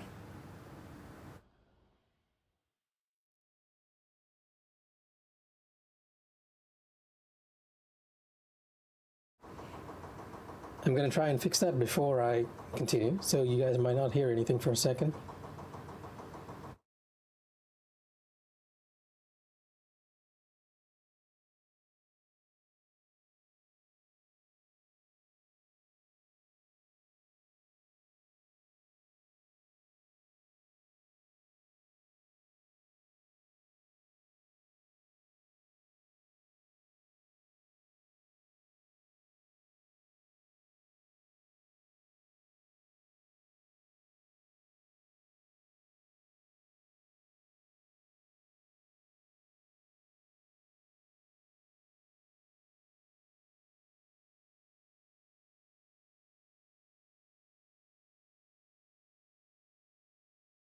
Right, there we go. Hopefully my background fan is no longer in the voice. Although my own voice might sound a bit tinny now, since I have this enabled.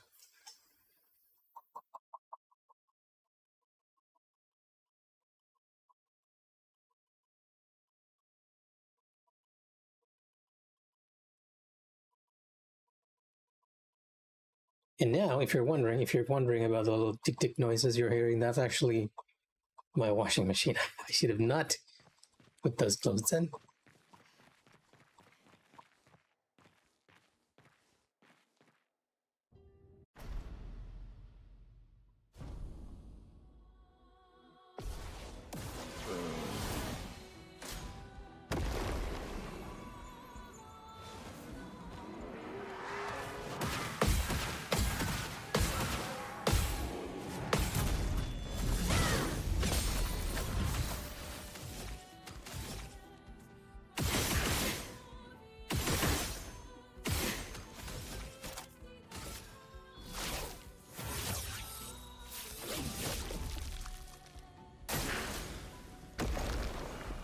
Okay.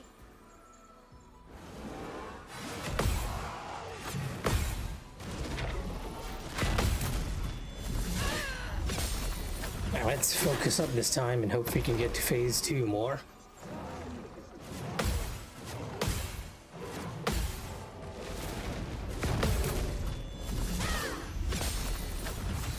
I'll be honest, this is taking a lot. I was expecting the fight to drag on a lot longer, but we're actually doing so much decent damage that is not taking as long as I was thinking. It's quite possible that if we do not make any mistakes, we can finish the fight in something like 20 minutes, tops. Okay.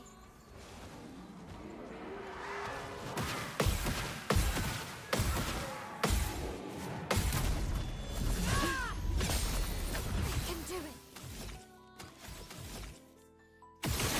A perfect stack of 100. Void, take everything.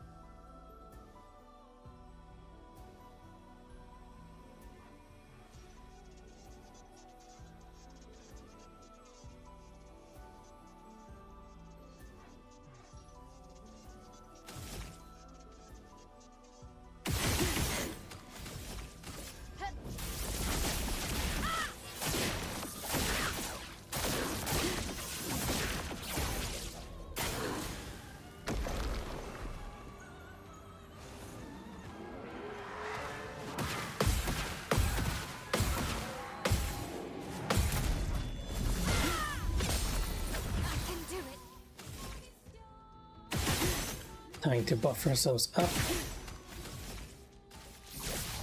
Shields up.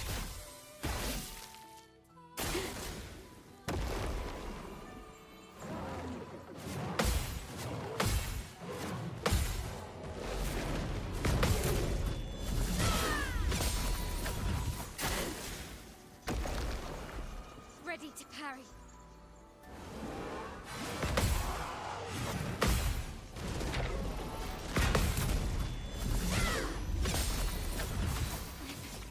Okay.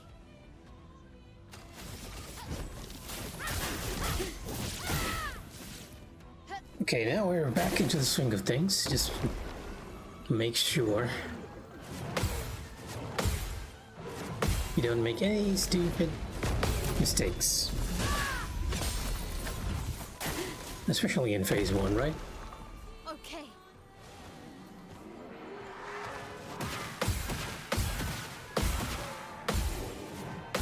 Gotta make sure you don't die to the 3 basic moves he has. 1, 2, 3, 4, and then the damage. Everything.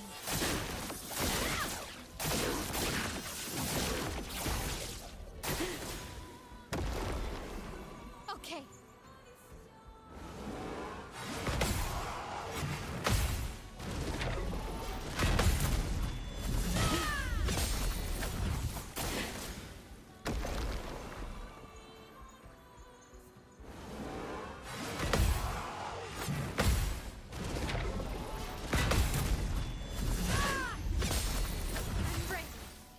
You know, everyone always puts their cards on Stendhal, right? Miles' Stendhal ability, which I do not have right now, because I respect myself to not have it.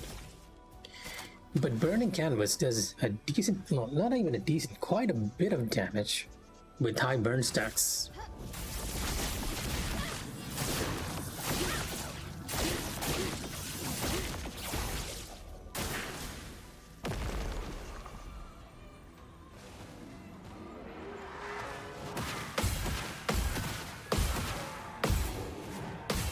Oh hey Agni, you'll have to excuse me if I don't respond immediately because I'm actually focusing here.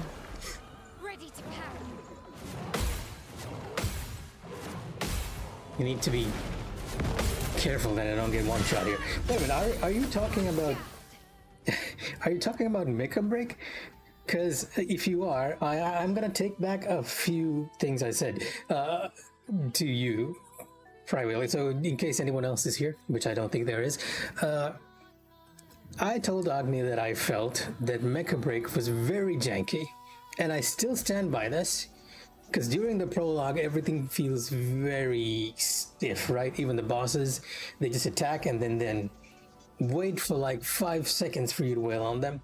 However, after the I don't think the prologue is a good introduction to the game at all. If you go into the PvP modes or the overworld mode, right? The one where you're doing the PvE stuff, or even just the tutorials explaining the mechs and their mechanics. It is a very interesting gameplay system. It's just that everything in Mecha Break has a very long cooldown, and I think it's intentional because it's meant to be a PvP game, right? You can't keep firing off attacks one after the other. Like right now, like before I came onto the stream here, I was actually learning the Lumine mecha, the support one, and I noticed that you couldn't immediately fire off its drones. I'm doing a little hand motion here to show you, but I guess you're not seeing it. It takes a long time for you to shoot the drones one after the other. And that was what was giving me that stiff feeling. I think it is by design, and it works really, really well in the PvP, just not in the PvP. If you compare Armored Core 6, Fires of Rubicon, to Mecha Break, I feel like Rubicon has a more responsive system, because that is, unless you're doing the duels, it is very much heavily focused on PvE, and that's what I mean. The gameplay in Mecha Break is fun. It is fun. It just, the prologue is not a good indication of what you're gonna get. And I kind of got off on track here. gonna buff my L up here. Speaking of which, Agnes, did you play Expedition 33? Because I feel like this game is right up your alley in terms of an RPG.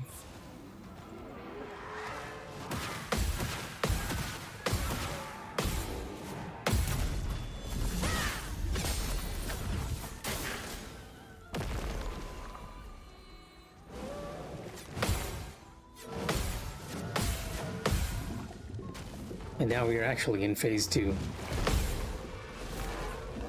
As you can see, her moveset have changed. That is unfortunate. Wait, you got Mecha Break. What are you talking about? You know, the funny thing is, when I started Mecha Break, I was thinking to myself, wow, this looks... The cutscenes look great, but the in-game looks really, really bad. And I didn't discover this until I tried. I didn't discover this until I did a few matches. But for some reason, my computer had set the entire graphic systems to low. And I was like, oh, is the graphics so good in this game that you've automatically set it to low? But apparently no. I can play the game fine on high.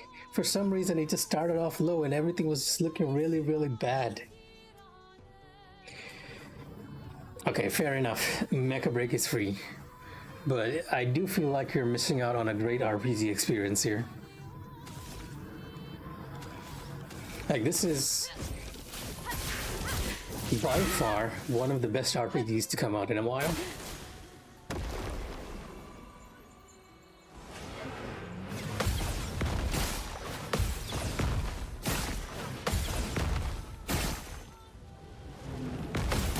I mean, I'm right here telling you I'm doing a ×100 challenge. That should tell you alone that, yeah, okay, I am enjoying this game quite a bit. Is it my game of the year? I don't quite think so. It's gonna be game of the year for a lot of people. In fact, I wouldn't be surprised if this won game of the year as a whole, right? But personally, for me, it has to be another game. Another very childish game to a lot of you out there.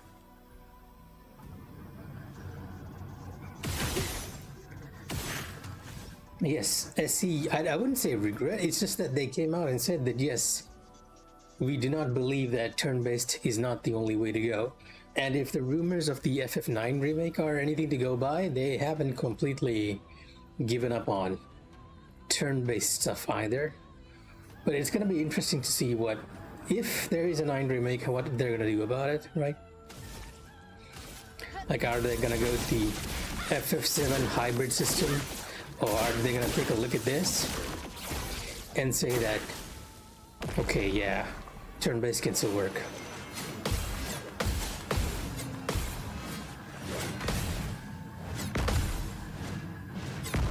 Now, to be fair to Square Enix, there is something that a lot of people are not mentioning here.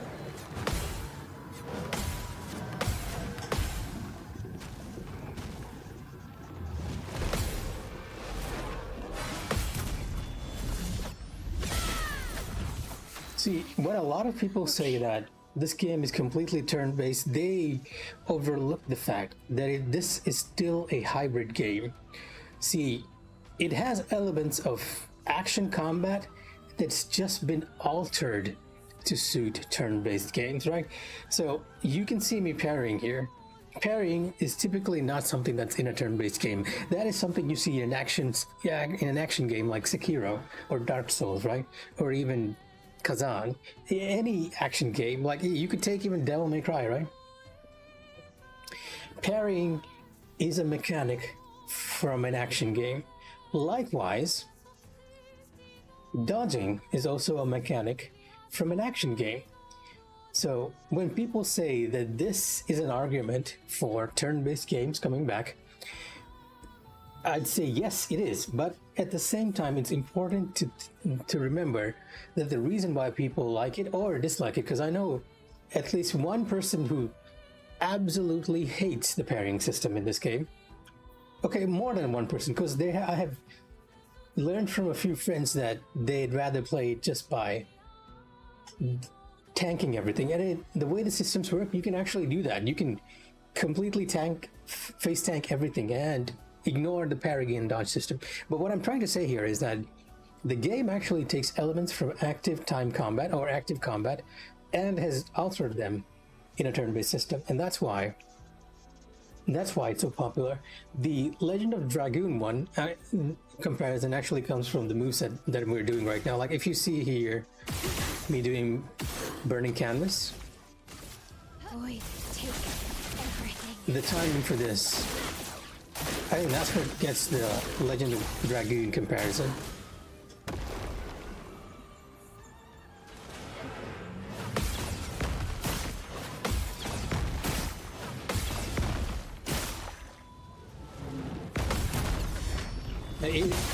You're pressing the same button, but at different intervals, depending on what move you're using.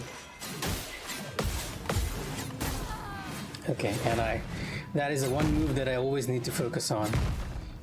And since I was talking, I couldn't do it. And we're not going to send in the reserve team just because we're at 50%. Even if I send in the reserve team, they're going to just get eaten up. I wouldn't say that Legend of Dragoon is the closest thing. It's taken a lot of elements from other JRPGs and mixed them together like really, really well. Like really, really well. Like a lot of people are forgetting that this game has something like you have accessories, right? But then you also have this system, which is very similar to Nine's own Final Fantasy IX's passive system. And you could also consider the timing thing to be very similar to Shadow Hearts, right? Like there are some things which are very Final Fantasy remnant as well. Mechanics, like if we go over to Monoko and look at his move list, this guy is actually a blue mage in disguise. Like he has so many moves because you're actually learning them from enemies. And each of the characters have their own unique mechanics, which a lot of people like overlook when they say it's closest to Legend of the Dragoon. That's not the case. It does take something from Legend of the Dragoon, but it also takes a lot from other JRPGs. That's why it's the best of every JRPG you can think of, whether it's Final Fantasy X with the turn-based system, whether it's Legend of the Dragoon, Shadow Hearts. And it has something from all of those. I'm actually kind of running out of time here too. We're going to do one more attempt and then call it. Skip the cutscene because we kind of don't need to see it.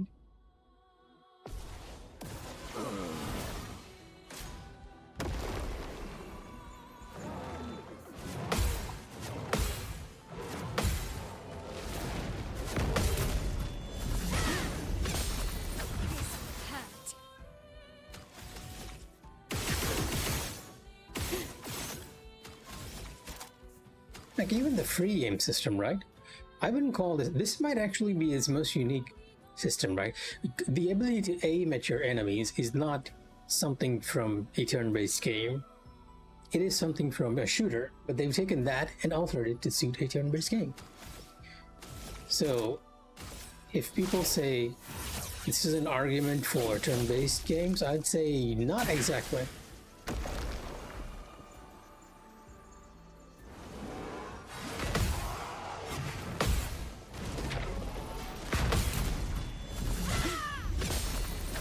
I'd say it's an argument for looking at elements from other games that people enjoy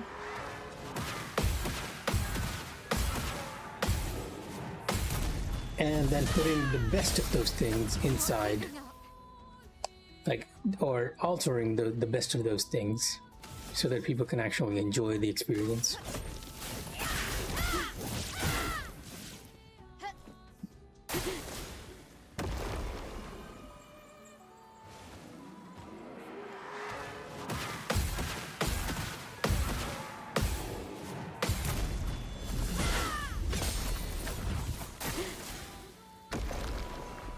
Ready to carry.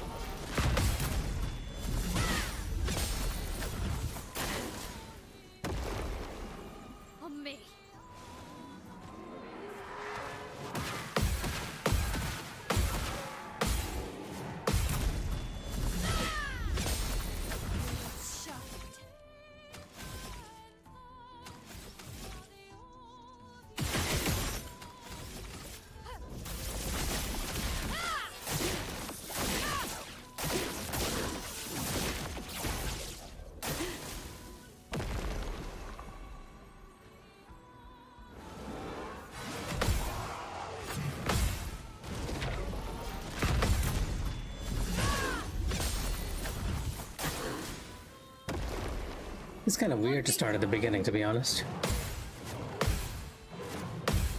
And I practiced this fight at times 50 off screen, right? And for some reason, I'm not as annoyed when I die now. Even though technically we're taking much longer to get to phase 2. Like previously when I died, and when we restarted the fight, I was slightly impatient. Because I wanted to get to phase 2 faster. And I felt like I would be annoyed here as well, but that's not the case, really. Oddly enough. I am somewhat annoyed that I'm getting hit by the basic moves that I'm most proficient in. Like if I get hit by anything in phase 1 or phase 2, apart from agile, apart from agile,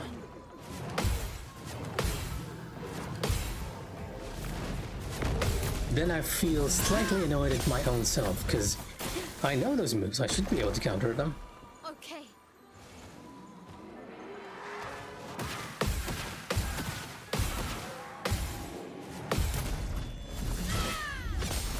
I can do it. Oh, What? Oh, okay.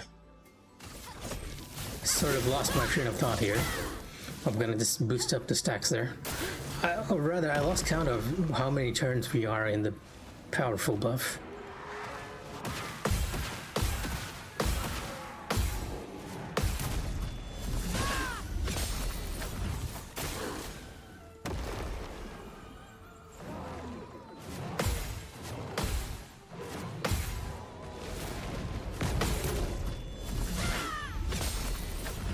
Was that only the second turn?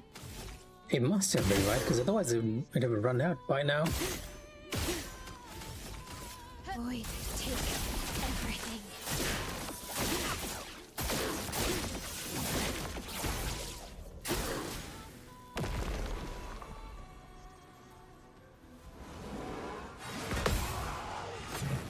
Actually, this might be the second. That might have been the second move, not just that. And it's gotta be our last move in powerful. I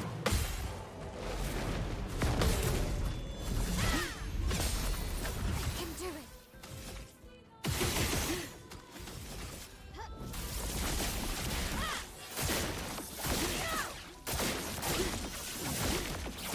Tons of damage. Let's dance.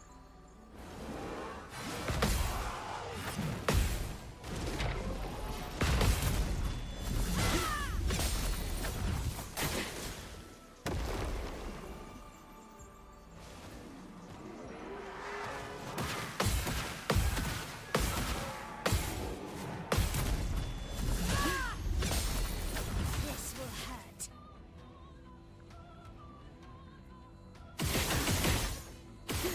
Since we lost our buff, we're gonna get it back. Not too much different here. The loop continues, as usual. Okay.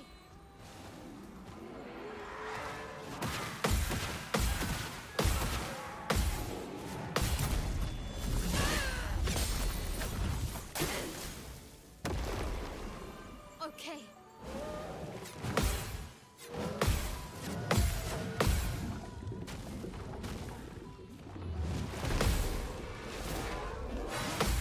I didn't consider this before, but that might actually be one of the weaknesses of the game. Like, in any other turn-based game, you're usually varying up your attacks. Maybe not, right?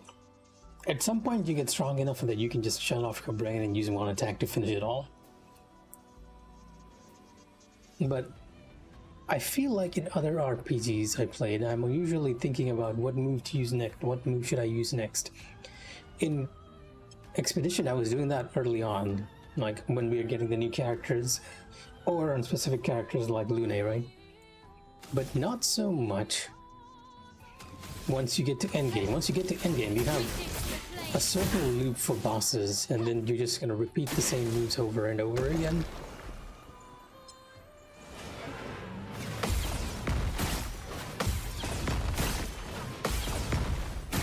At that point, it becomes a case of execution, especially if you're I can do it. doing parry stuff.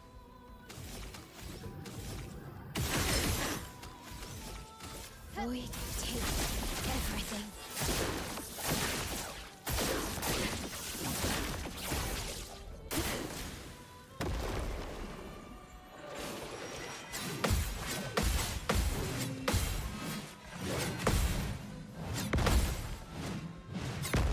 The one move I need to be silent for, because that will get me almost always.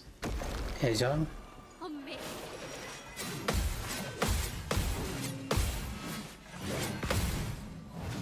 And she used it a second time. Almost like she heard. I can do it.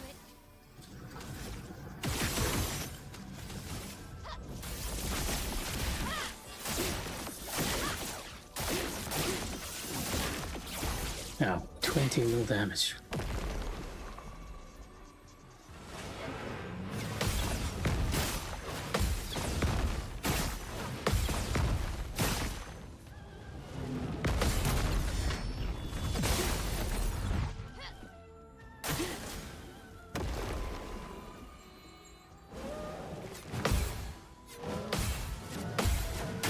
Oh, come on. Like, it's always the moves you least expect to hit you, right? I can do it. And she's healed for a long time, unfortunately. I'm gonna keep going because we have one more chance to actually make it to phase 2. Although technically we failed the no-hit challenger.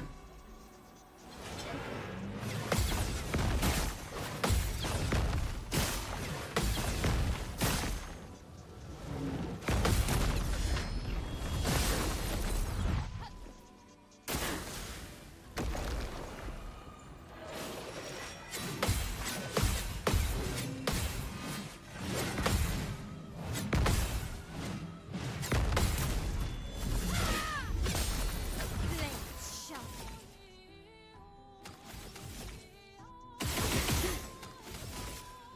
Not gonna be doing as much damage without those shields though. The holes, oh, actually we're doing pretty decent damage even without the shields. Maybe 5 million less.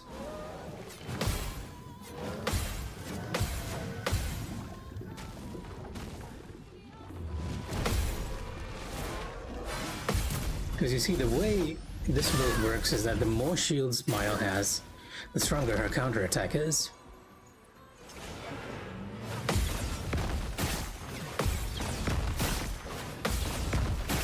So even though we can inflict quite a decent amount of damage, I can do it. she's not going to do as much on her counterattack, which was one of the things that was moving along the enemy's health bar quite a bit. Oh, missed one shot there. Void take. But Burning Canvas is still doing an okay amount of damage, all things considered.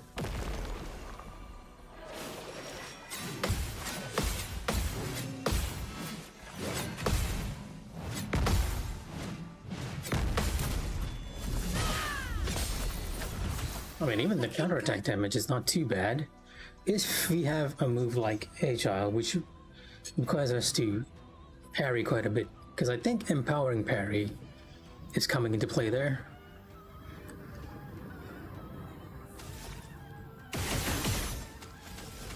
Void take everything.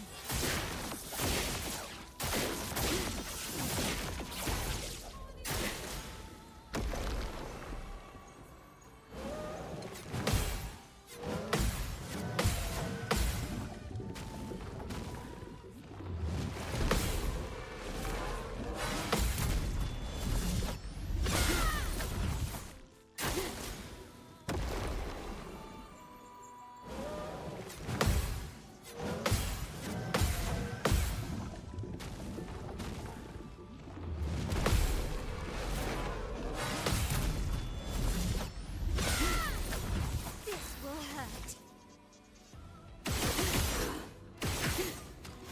It is taking a bit longer to get to 50% just because we're doing that much less damage.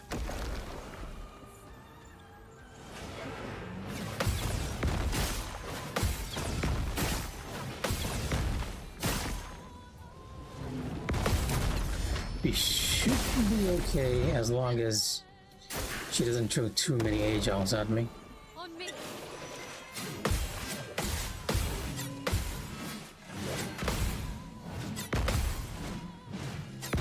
I swear, Cleo can hear me when I say that. She knows that we are outside the painting. Outside the game.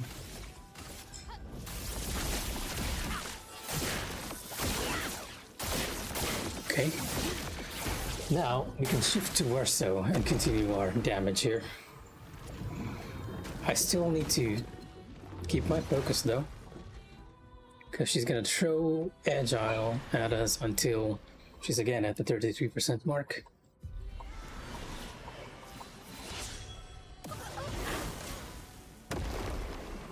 Not impressed.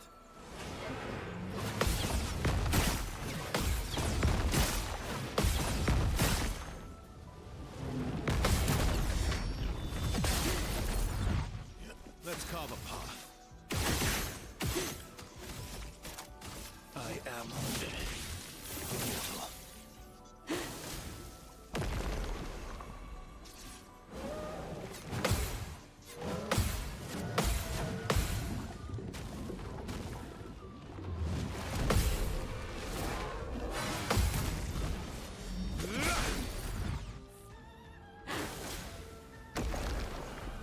Oh well.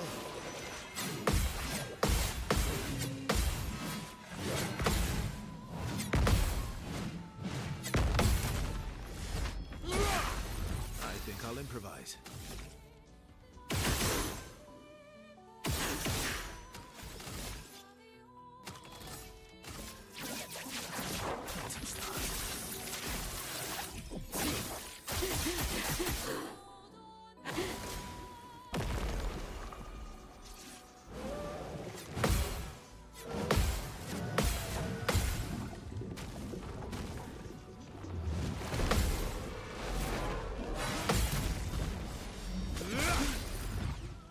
Time to end this.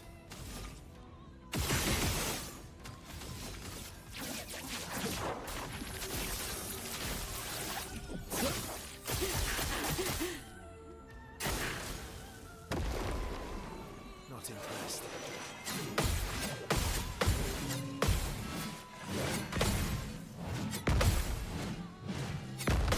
Oh, she is using that route a lot. Now, we've been fending it off for a while. Just try it.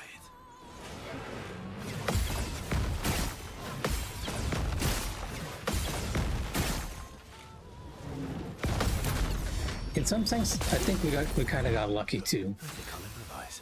Warsaw can spawn at any position of the party, and we actually got the central spot. I feel like I do a lot better when he is in the center. Like it feels easier to time everything for some reason.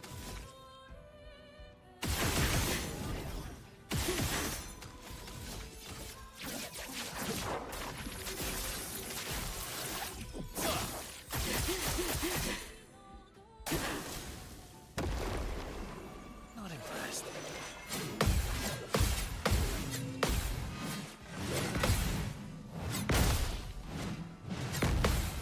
Okay, I take back what I said, and in my defense, that little X mark there actually distracted me.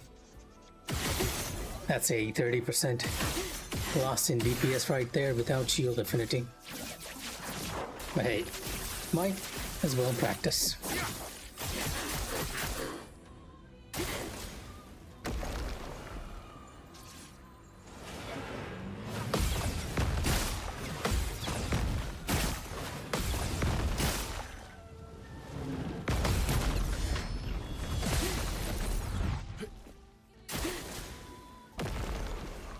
Just try it.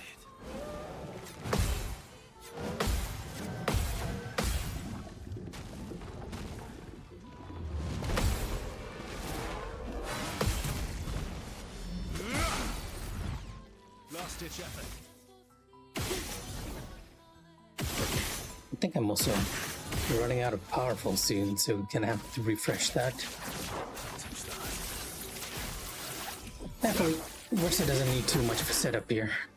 Like as long as a burn and a mark is active, he's gonna do decent damage.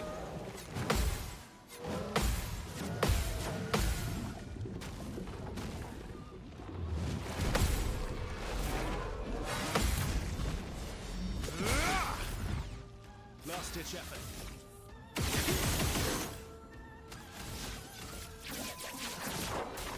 There's only one move I'm using during this phase 2. Just Phantom Stars. Bring it on.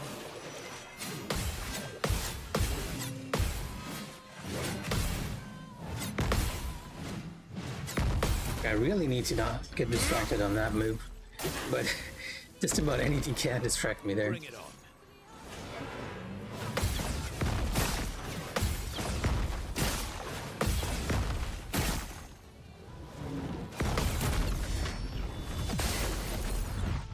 Also, I need to remind myself to put those gradient stacks to use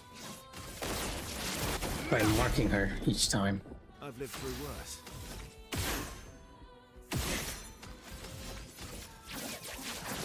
Touch that.